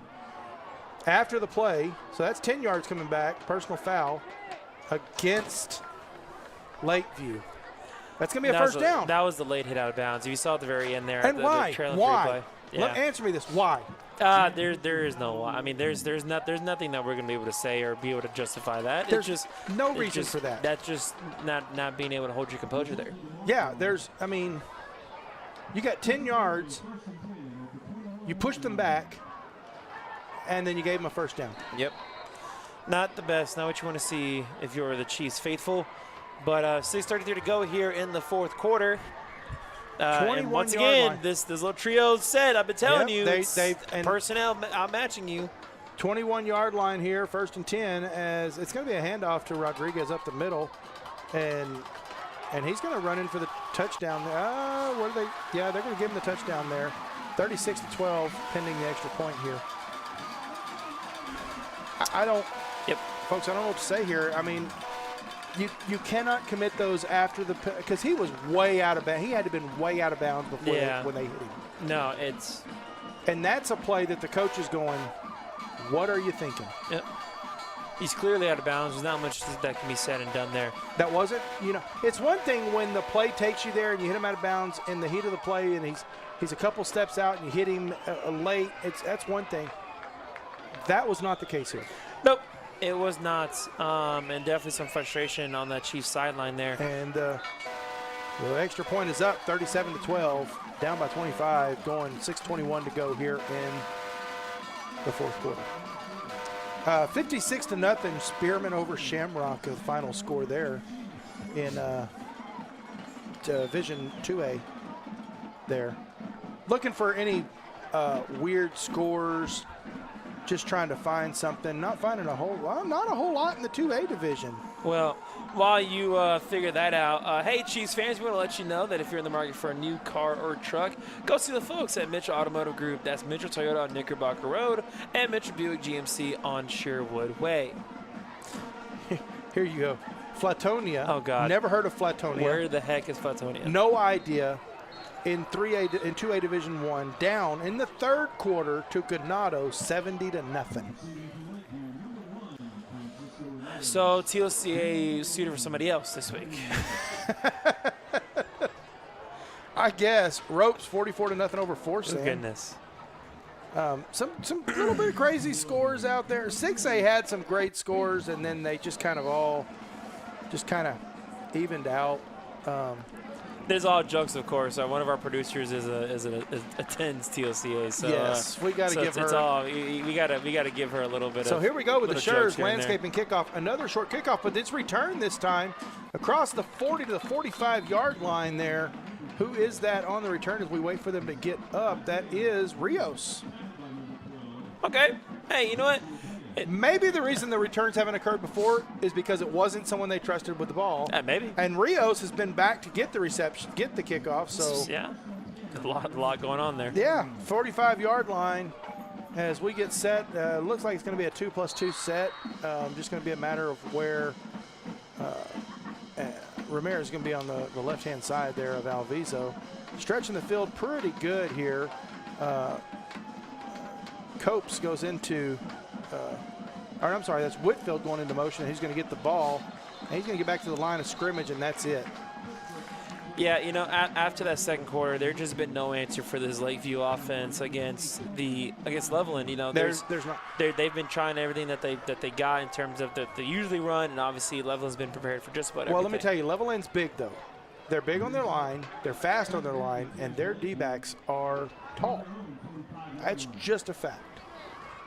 Yeah, And you're not. It's not necessarily that we're outmanned or anything, as Rios is going to step in at the quarterback position here with Ramirez. And so let's see what happens here with Rios here, as Rios is going to take the ball himself across the 45 to about the 47-yard. They're probably going to give him forward progress to the 47, 3rd and 8. Yeah, I mean, there's a little Wildcat snap, and get some progress. Here's the final in 6A, 77-0 Willis over Cleveland. I know who that is. My biological father lives in Cleveland. Ohio? Wow. Yeah, well, no. Unfortunately, there is a Cleveland, Texas. Yes, I'm aware. Down around the Houston area, Beaumont, near the between Houston and Beaumont. As we get set, Alviso back in the game. Who was that? That was Whitfield. Drops the ball, takes a big hit. Going to be 4th and 8. And for the sake of competition, you're definitely going to go for this. You just have to figure out something that can give you some sort of positivity rolling into next week. Yes, no, absolutely. And at 4:52, I just go for the first down. Just shoot the moon here. Go for the first down as they get set, and going to go down the field for Braylon White, and he's going to get the touchdown. Chiefs, 53-yard connection. Alviso to Braylon White as we see the instant replay here by Alpha Paving. Great throw and pitch and catch. The second touchdown reception by White tonight. And this one just outrunning his defensive back and getting into the end zone. Yeah, I mean, hey, you know what? They've tried that pass a good count on your hands how many times they tried it today, and it's worked 3 times total and twice for touchdowns. So, you know what? Why not? Yeah, why not? Go for it. Hey, at 4th down, that's a big connection as we see them going for 2 here, and they're going to hit Francisco Ramirez in the end zone. That's going to make it 37-20. There you go. Yeah, I mean, hey, they have 17, now 3 scores. But obviously with 4:42 to go, it's definitely one of those situations where, obviously something could happen. Let's try an onside kick. Why definitely not? never say never. We recovered one last week against Lubbock. Or no, it was Lamesa we recovered one, yeah. Let's try it. Why not? Why not? That's what I say. A final score over at San Angelo Stadium. Central taking care of business against the Lions of Waco. On homecoming. 37-6 on homecoming. So congratulations to the Bobcats. They actually improved to, I believe that is 3-2. 3-2, I believe. Yeah. So yeah. Good. Here's a game for you. 4th quarter. Cypress Falls up over Houston Memorial 7-0. I know those. That's schools. a game. I know those schools. I know those. Is that your part of the state over there? No. But I know those schools because they don't play 6-man football. They do not play 6-man football. What was that? Was that still 6A? You have learned something tonight. Well, I knew of 6-man football's existence because, when I first came here to go to school at ASU. Hey, I'm going to tell you one. In New Mexico, they don't just play 6-man. They play 8-man as well. Oh, don't start There's that. two different divisions. No, we're not doing that. I'm not kidding. We're not doing this today. 6-man division and 8-man. Save it for next week. We're not doing this today. There's the kickoff. Oh, and it my worked out.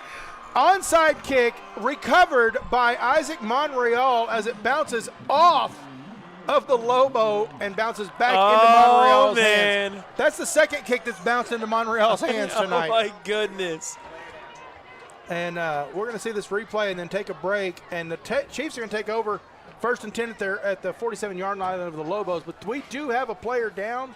So while they tend to him, we're going to take a break. You're watching San Angelo Lakeview Chiefs football on Concho Sports Network, presented by First Community Federal Credit Union. At VGI Technology, our mission is to connect and protect our communities using innovative technologies while providing an exceptional customer experience. Everyone on our team took part in creating this mission statement, and everyone on our team is committed to stand by every word. So for your home and office internet, security, cameras, and smart technology, call on your neighbors at locally owned VGI. VGI, to connect and protect. With great low rates on new, used, and refinance autos, we can save you money. Welcome back to San Angelo Lakeview Chiefs football on Concho Sports Network, presented by First Community Federal Credit Union. Injured players, they've got him off the field. I believe it was the young man who had the ball bounce off of him. I think so. He had to deliver the hit to Monreal. I think so. Either way, they're going to put it at the 49-yard line of the Lobos, but irregardless, first and 10, Chiefs ball. Three-score game. Let's see and what happens. So let's see here as Whitfield goes in motion. He turns upfield and is going to get to about, I think they're going to say the 46-yard line. Second and 7. I cannot add and subtract today, man. A couple of local scores here for you that did go final. Brady took down Ingram 41-21. El Dorado taking down Harper 30-13, and Mason beating Cristobal 54-13. Wow, big scores there. Yeah, some big scores there. Second and 7 here. Second and 7, second and 6. How you look at it, and another Alviso pulls it from Whitfield on the RPO. Going to throw that away. Didn't like what he saw. 3rd and 6. See, and that's one of those smart plays. That's a smart play. Get out of the tackle box. Yeah, get out of it and just, don't be afraid just to heave it. Throwing it out of bounds is not really going to hurt you. No, it stops the clock and nothing else. As long as you actually throw it out of bounds. We've seen the likes of Will Levis try to float it and then it get picked off on the sideline because it was too weak of a throw. That was just a throwback to week 1. Dak Prescott might have done that once or twice. If you follow the Will Levis Tennessee Titans this season, I'm sorry. 3rd and 7, 3rd and 6, as that play is going to go to Francisco Ramirez, who's going to go out of bounds. Oh, where is the flag there? That was definitely a late hit out of bounds. They're not going to throw it. That should be another 15 yards on that play. I'm here to say either way. But and coach is asking him what the heck he threw it over here, and he's like, he was on the field. He was not in the field. I don't care what anybody says. Either way, first down, 1st and 10 from the 38-yard line is the handoff to Ramirez. He's going to get across 35. He's going to go down about the 33-yard line. Hey, still a big run of about 5 yards. 2nd and 5 here. Yeah, that's definitely tough to see there because we're going hurry up offense here, so we're going to get set as the little bit of a high snap handoff to Ramirez again. He's going to get across the 30. And he's going to have the first down at the 27-yard line, 1st and 10. Stop the clocks for just a moment, and I fully expect Lakeview to jump on top of that ball and ready to go as soon as the chains are set. And they do, and handoff up the middle again to Ramirez, who gets across the 25 to about the 22-yard line. But flag on the play, Olivas Roofing and Solar penalty. Probably going to go against how the many flags Chiefs. Was this? I think this is going to go against the Chiefs for holding. Oh, I thought maybe they jumped before the call to play. I think they're calling 2 holdings. So, great. You love to see that. So that's going to make it 1st and 20 for the Chiefs.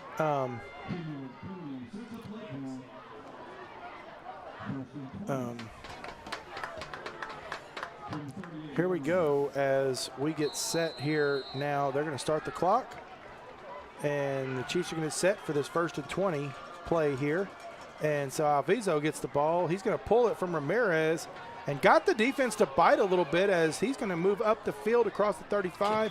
Unfortunately, he goes down inbounds. You got to be aware, get out of bounds. It's going to make it 2nd and about 16 or 17 yards. Yeah, just not exactly. I think 2nd and 16. Yeah, you get out of bounds. Stop the clock. Either way, the game, you're not going to win the game. So, I understand that side of it too. But maybe you get the score, don't give them a chance to really have any time to score. I don't know what the thinking is there. But either way, here we go. They get set. 2+2, short inside play, man in motion as as Alviso takes it and goes across the 30 to about the 28-yard line. Going to make it about 3rd and 10, short 10, long 11.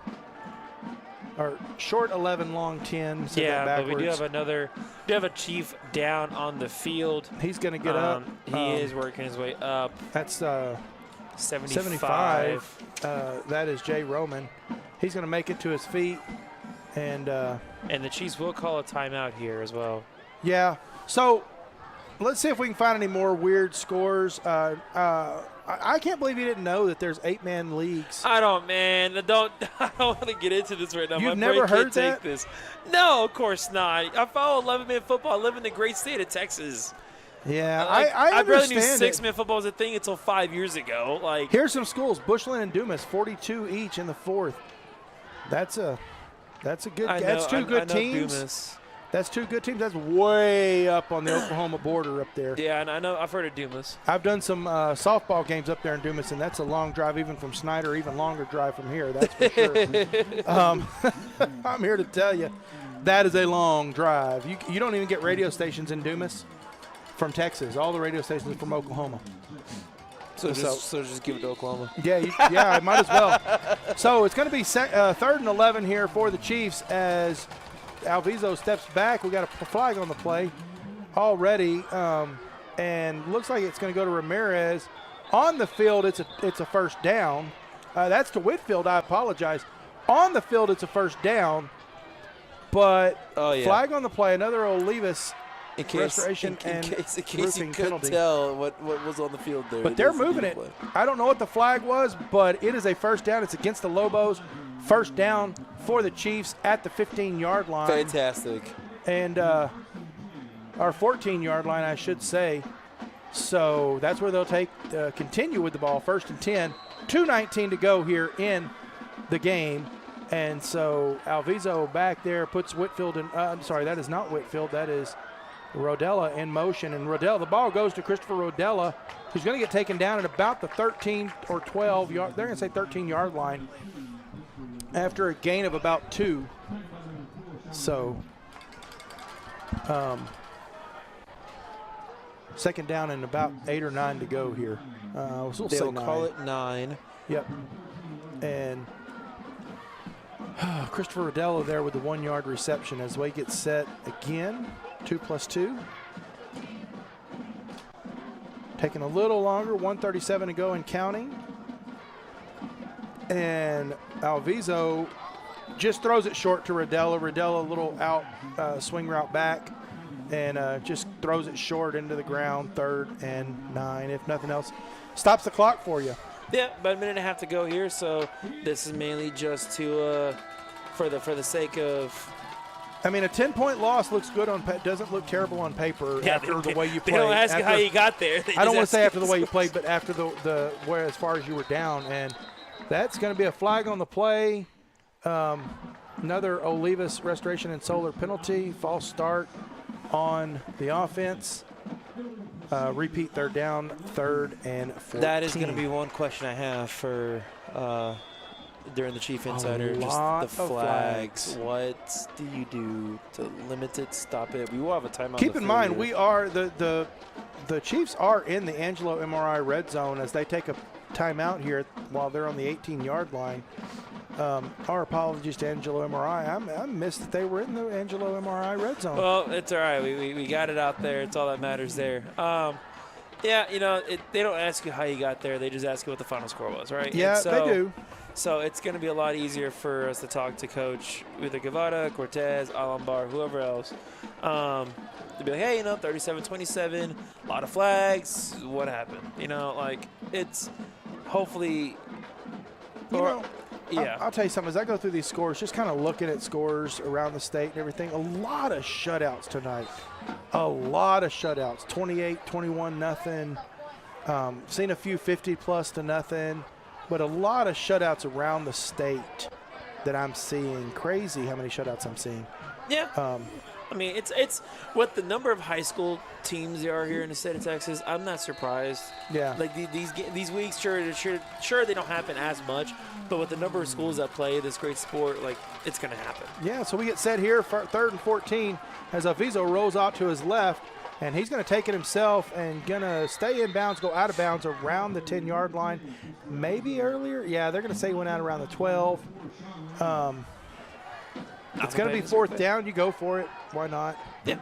After about a 6-yard gain, you're going to be 4th and about 8.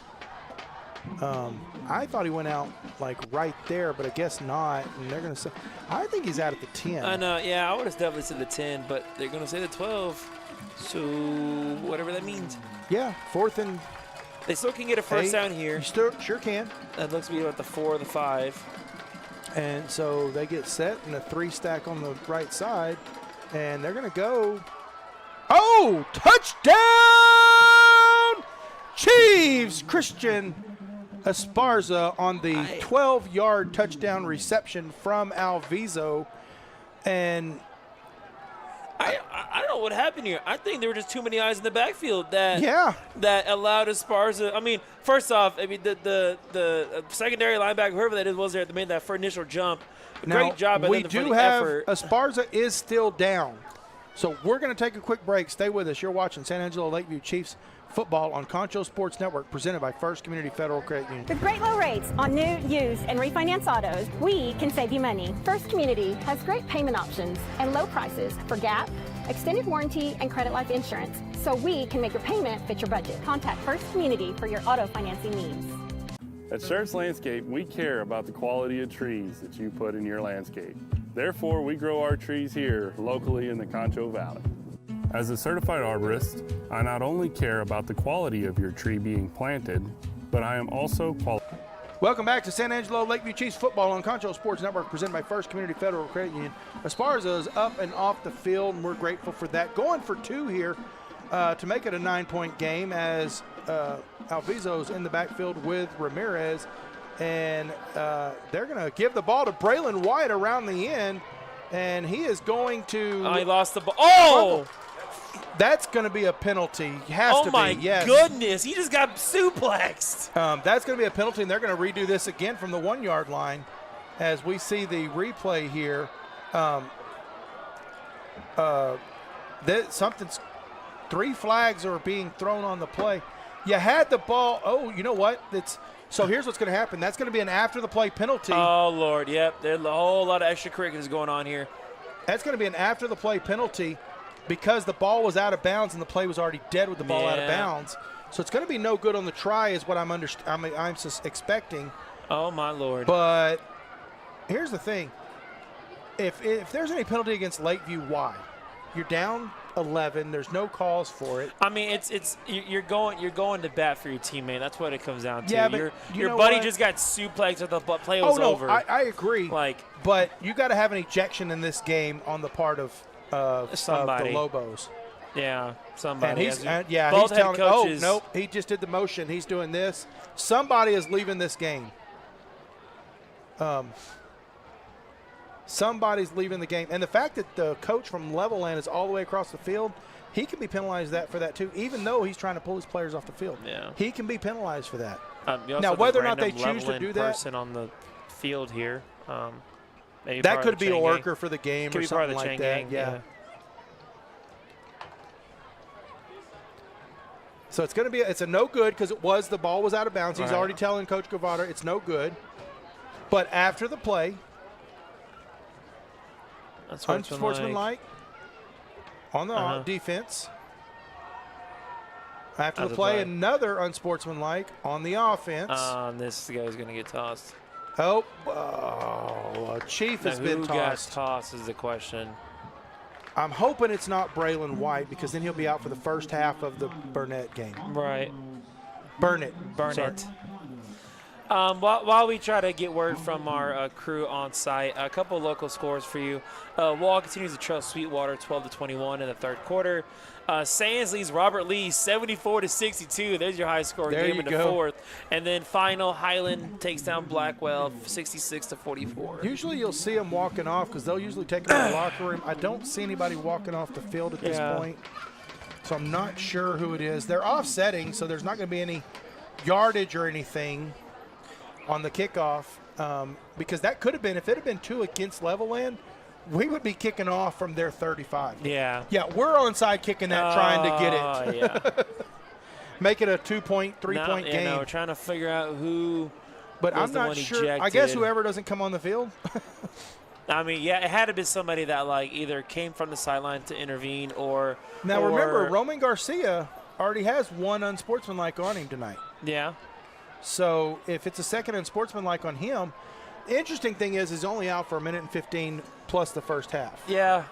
Whoever it is. Yeah.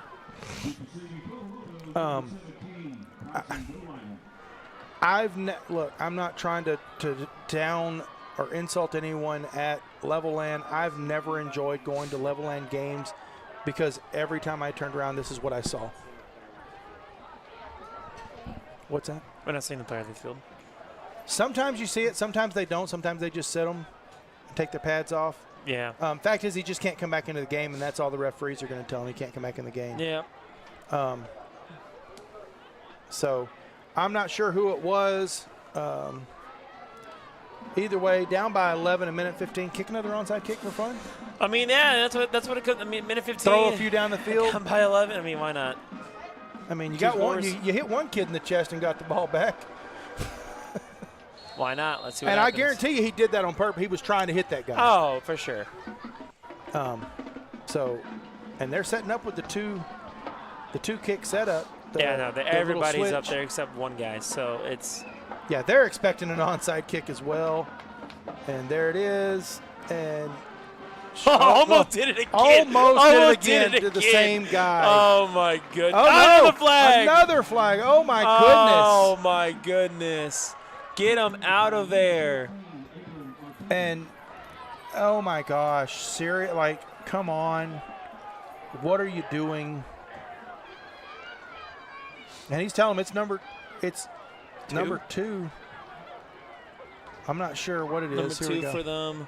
Personal foul, unsportsmanlike on the receiving team. That player's ejected. Oh my goodness. That's his second. They're saying it was his second. They weren't saying number 2. They were saying it was his second. I'm thinking 4. I'm thinking Potter was a Potter. I'm thinking it's Gage Potter. I think he said it was the second on number 3.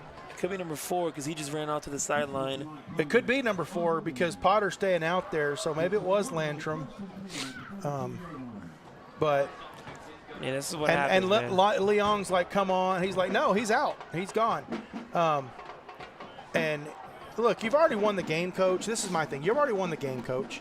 Get out of the referee's face. Your kid messed up. Yeah. And they've been doing it. That's like the 7th personal foul against Levelland. Yeah. And, I mean, that is completely undisciplined attitude problem on the field. I'm sorry. I'll say it. I know people don't want to say that about these kids because they're high school kids, and high school kids make mistakes, though. 7 personal fouls is undisciplined. Yeah. Period. As they're going to hand the ball off to Rodriguez up the middle, but he's going to get a big run, and so that's going to be a horse collar. No, they're not going to call it because there it is. Yeah. Number 2. So number 2 was the one that did get Noah Tienda. Yeah. It's his. Maybe he was saying it was number 2 with his second, I guess. Yeah. Or just saying number 2's gone because it gets to a point where they just warm both benches and they toss the next guy. And they probably had done that after whenever the we had both coaches, yeah. Yeah, they probably had done that. But we're going to see a horse collar here. First down for Lobos, 1:02 to go. Well, honestly, I don't hate that penalty, and here's why. It's a silly penalty. I don't hate it just because you save a touchdown. Yeah. I mean, he gets 15 more yards. I get it. He's on the 21-yard line, but he's not in the end zone. Yeah, but I mean, there's a reason. But you're giving yourself a chance. There's a reason also why the tackle is there's a flag against it. It's definitely a dangerous tackle. I understand the danger and all that. I do. I really do. But in this case, it's a touchdown saving, and I don't hate it. I don't like it, but I don't hate it, as they're going to run east to west with Rodriguez, and he's going to run into the touchdown with 37 seconds to go here in the fourth quarter and make it 43-26, pinning the extra point as we look at the Alpha Paving instant replay here.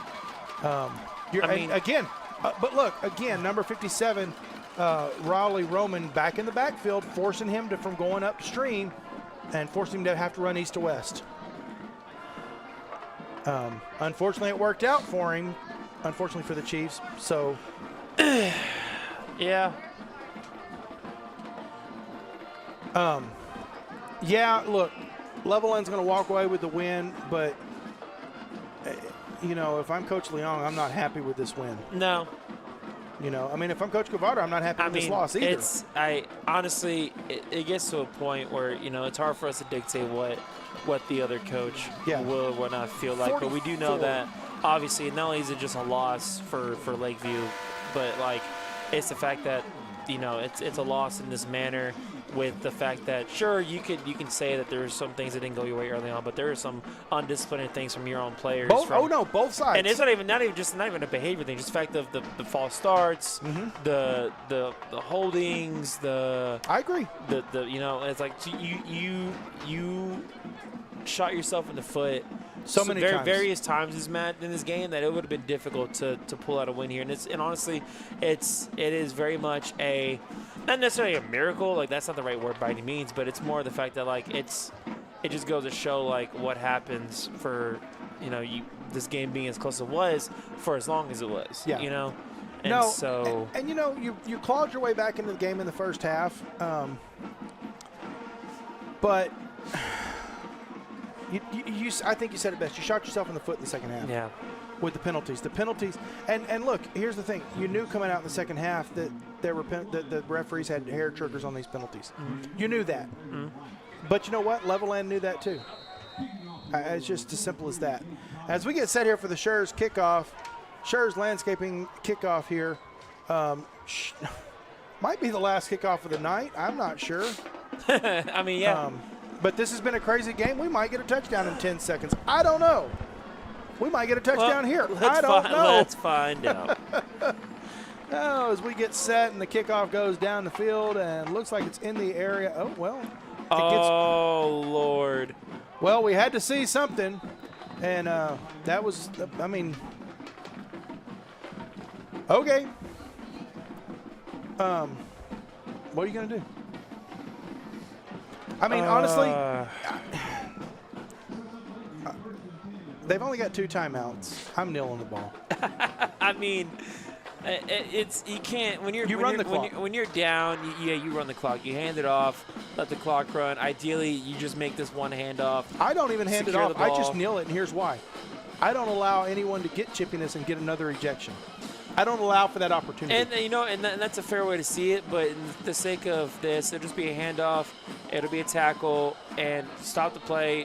No need to body send the guy again. Yeah. But stop the play and then just let the clock run out. Ideally, this is just what happens. And this should be what's going on here. It should be what's going on. You wouldn't expect for Levelland to call a timeout. Well, it looks like the Chiefs are going to run another play here, at least try to. Well, let's see. I don't think they're going to run a play. 5 seconds to go, folks. That's going to end the game here. The Chiefs are going to go ahead and walk off the field. Chiefs are going to fall to 1-4. Levelland's going to go improve to 3-2. 44-26, your final score, folks. We'll be back after a few messages from some of our sponsors. We'll wrap this game up, and we're going to call it a night and get ready to move to Burnett next week. I'm sorry, Burnett next week, as I keep getting corrected. Stay with us. You're watching San Angelo Lakeview Chiefs football on Concho Sports Network, presented by First Community Federal Credit Union. At Schurz Landscape, we care about the quality of trees that you put in your landscape. Therefore, we grow our trees here locally in the Concho Valley. As a certified arborist, I not only care about the quality of your tree being planted, but I am also qualified as a tree risk assessor.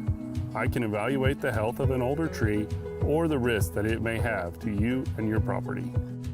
Come see us at Schurz Landscape, where we care about the quality of your trees. Save $10,000 on a new 2024 GMC Sierra 1500 truck. That's right, you could save $10,000 on a new Sierra Pro Crew Cab. Drive a new GMC Terrain and save $5,000. Or save $5,000 on a new Buick Encore. $10,000 off a new GMC Sierra, $5,000 off a new GMC Terrain, or $5,000 off a new Buick Encore. That's huge savings. Mitchell Buick GMC, your hometown dealer. Pain is never planned, and recovery time is never convenient. But the last thing you want to do is wait for answers. At Angelo MRI, you are more than a number. We can get you results within 24 hours at a price you can afford. So when you need to get back into the game fast, tell your doctor you want to go to Angelo MRI. We hope you don't need us this season. But in case you do, remember, it's your health, your choice, your MRI. Since 1957, Medical Arts Pharmacy has been your neighborhood professionals, welcoming you when you come in and delivering when you can't. Through all the advancements in medicine, therapies, and equipment, Medical Arts has grown with you to make sure your family has the very latest in care. Today, we can offer you immunizations, all of your medicines in special multi-dose packaging, and compounding right here in your neighborhood pharmacy, where some things have changed with the times, but the best things never will. Medical Arts Pharmacy. When having a truck is Back essential, to San Angelo Lakeview Chiefs football on Concho Sports Network, presented by First Community Federal Credit Union. Folks, we're going to wrap this up for you quick tonight. We do have some final scores. Sands beats Robert Lee 74-70. Goodness gracious. Man, that's a score right there. That's Let me a rephrase score. that. They didn't beat them. They're beating them. It's still in the fourth quarter. Fourth quarter. Sweetwater leading Wall 21-12. It says in a third, but we're pretty sure that game is. We haven't been able to find a more updated score. And this says three-way over Lone 52-0 tonight. That's cool. Wow. You know, and look, that like I had mentioned before, there's been some crazy scores here tonight. I will tell you, I just had it up here, and I don't know where it went on me. Monahans will beat Andrews 21-10 for another district score. Big Spring beats Snyder 43-36. That could be a problem for Lakeview going into district play. Yeah. And I'm trying to find that other one. I just had it here. Who am I looking for? Pecos falls to Midland Greenwood 56-29. Okay. And so then all three of the four teams in our district lose tonight. Big Spring being the only one to win, taking a Snyder victory on their homecoming. I mean, those games happen, right? Yeah. I mean, you know, it's going to happen every week. And obviously you mentioned this is a three-phase of the season right now. We're still in the first phase. This is a pre-district. And, you know, you want to have your team ready for district. That's what matters the most. Listen, I always like to pull out two takeaways. Tell me something bad that you take away from this game to improve for the Lakeview. I have one. I want to see what you say. I'm pretty sure we're going to have the same one. That's strictly discipline. Discipline, absolutely. That's mine. No, and look, this is just simply not even the fact of behavior aside or attitude aside. Sure, you shot yourself in the foot so many times, false starts, holdings, pass interference a couple times. You miss assignments, and I'm sure that's something that Coach Hector Guevara told us whenever we last talked to him on the Chief Insider is the fact that we got to make our assignments. We got to do it. Yeah. And there's so many times where it missed, and there's so many times where just the team looks sluggish. Yeah, especially in the first quarter. And then also just towards the end, like guys, the coaches are preaching tackling, and it just got sloppier and sloppier throughout the contest, and like. And sure, like it could be argued, oh, it's because the score, they're done. No, you play till the whistle's done. You play the whistle. The season's still going. I will tell you though, I did not see as many missed tackles from not wrapping up as I saw last week in Lubbock. I did see that get better. That's fair. And that's going to be my positive takeaway. I think you tackled better when you got to the player. Yeah. Now, saying that. Understand there were several times we didn't get to the player, right? And they had those long runs, and that wasn't because we didn't tackle or because we didn't wrap up. They just kind of ran circles around you. Look like Barry Sanders running against you. Yeah. And that was unfortunately that was probably because of a lot of the good blocking due to some size differential between the offensive and defensive lines. Yep. But when you made contact, I saw great form tackling. Well, let me rephrase that. I saw a lot better much improved form tackling. That's my good takeaway, because I always like to end on a good note. That's fair. What's your good takeaway from this game tonight? You know what? It's more of players, and that's basically just like Samuel Ramirez, and then Braylon White. It's really just good to kind see of falls Braylon down. White back. Right, yeah, exactly. Good to see Braylon White back. He made immediate impact. Yep. Had a touchdown catch. Two of them went deep to him a few times, and even through some tough coverage, he managed to stay focused with it. And of course, Ramirez, the other drive where the Chiefs really looked good, it was simply the fact that the two drives was giving the ball to him and letting him work. Yeah. And obviously, you're not gonna get the big play every time. But those two are probably the positives in this game. Yeah.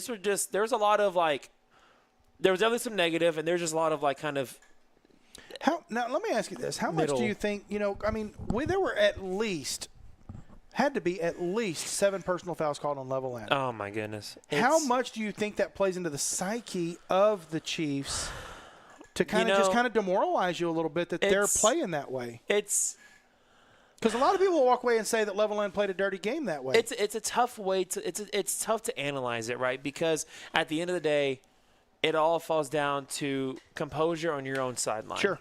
Right. And you had your own issues. Sure, exactly. But it could be argued that the Chiefs, they could have played better. It could have been argued that they could have held their own better composure, because obviously there's a couple unsportsmanlike conduct on them as well. But like you said, sometimes you're going to stand up for your player. You got to stand up for your happen. teammates, and that's one of those things where you just have to be better. And obviously, at the end of the day, it didn't show here, but most of the time you just have to beat them on what matters most, the scoreboard, more than it is in the mental thing. Sure, it could be argued, that's getting their heads, part of the game, da-da-da-da. But no, it's to me, it's dirty. It is. Because at the end of the day, you have to be composed.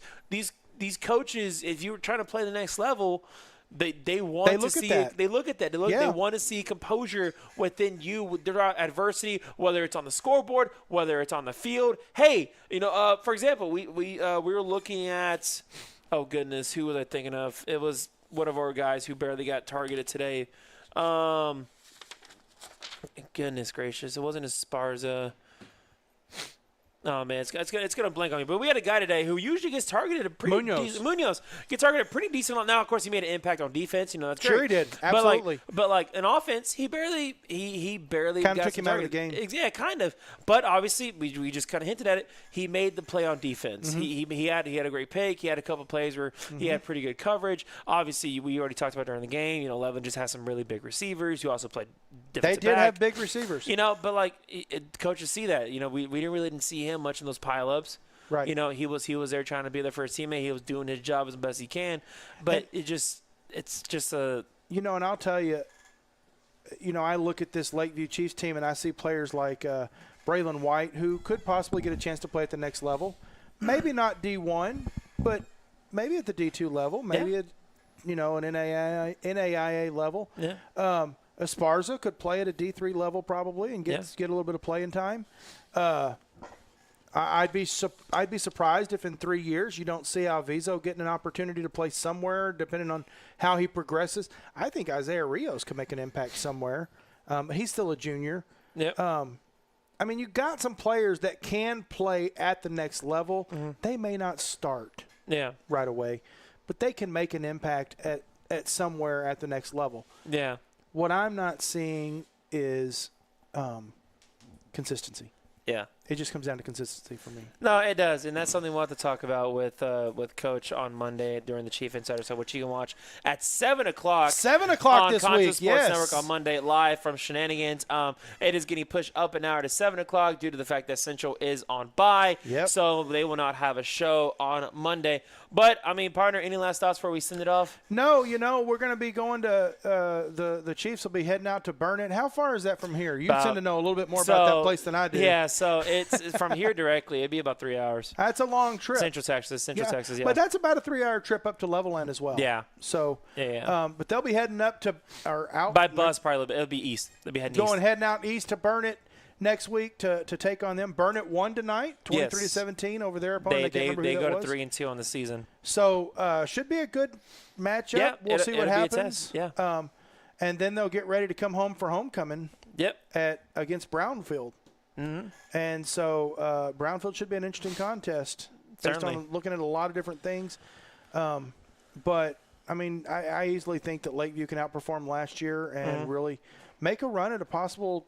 They could make a run at a division title if they just fix a few little things here and there. Oh, yeah. So, but take us home. Yeah, no, for sure. Thank you, ladies and gentlemen, for watching tonight's broadcast on Concho Sports Network, whether it's on YouTube, Roku, Amazon Fire TV, or on Facebook Live, because we had that audience as well. Yes. Your final score tonight, Levelland defeats Lakeview 44-26 at Lobos Stadium. On behalf of my partner, Zach Carlock, our production team, the amazing people here in Even studio. if there is a Dallas Cowboys fan there. Even if there's a Dallas Cowboy fan in our midst. We appreciate every single one of y'all. But as always, take care of each other and yourselves. Thank y'all so much. Have a good night.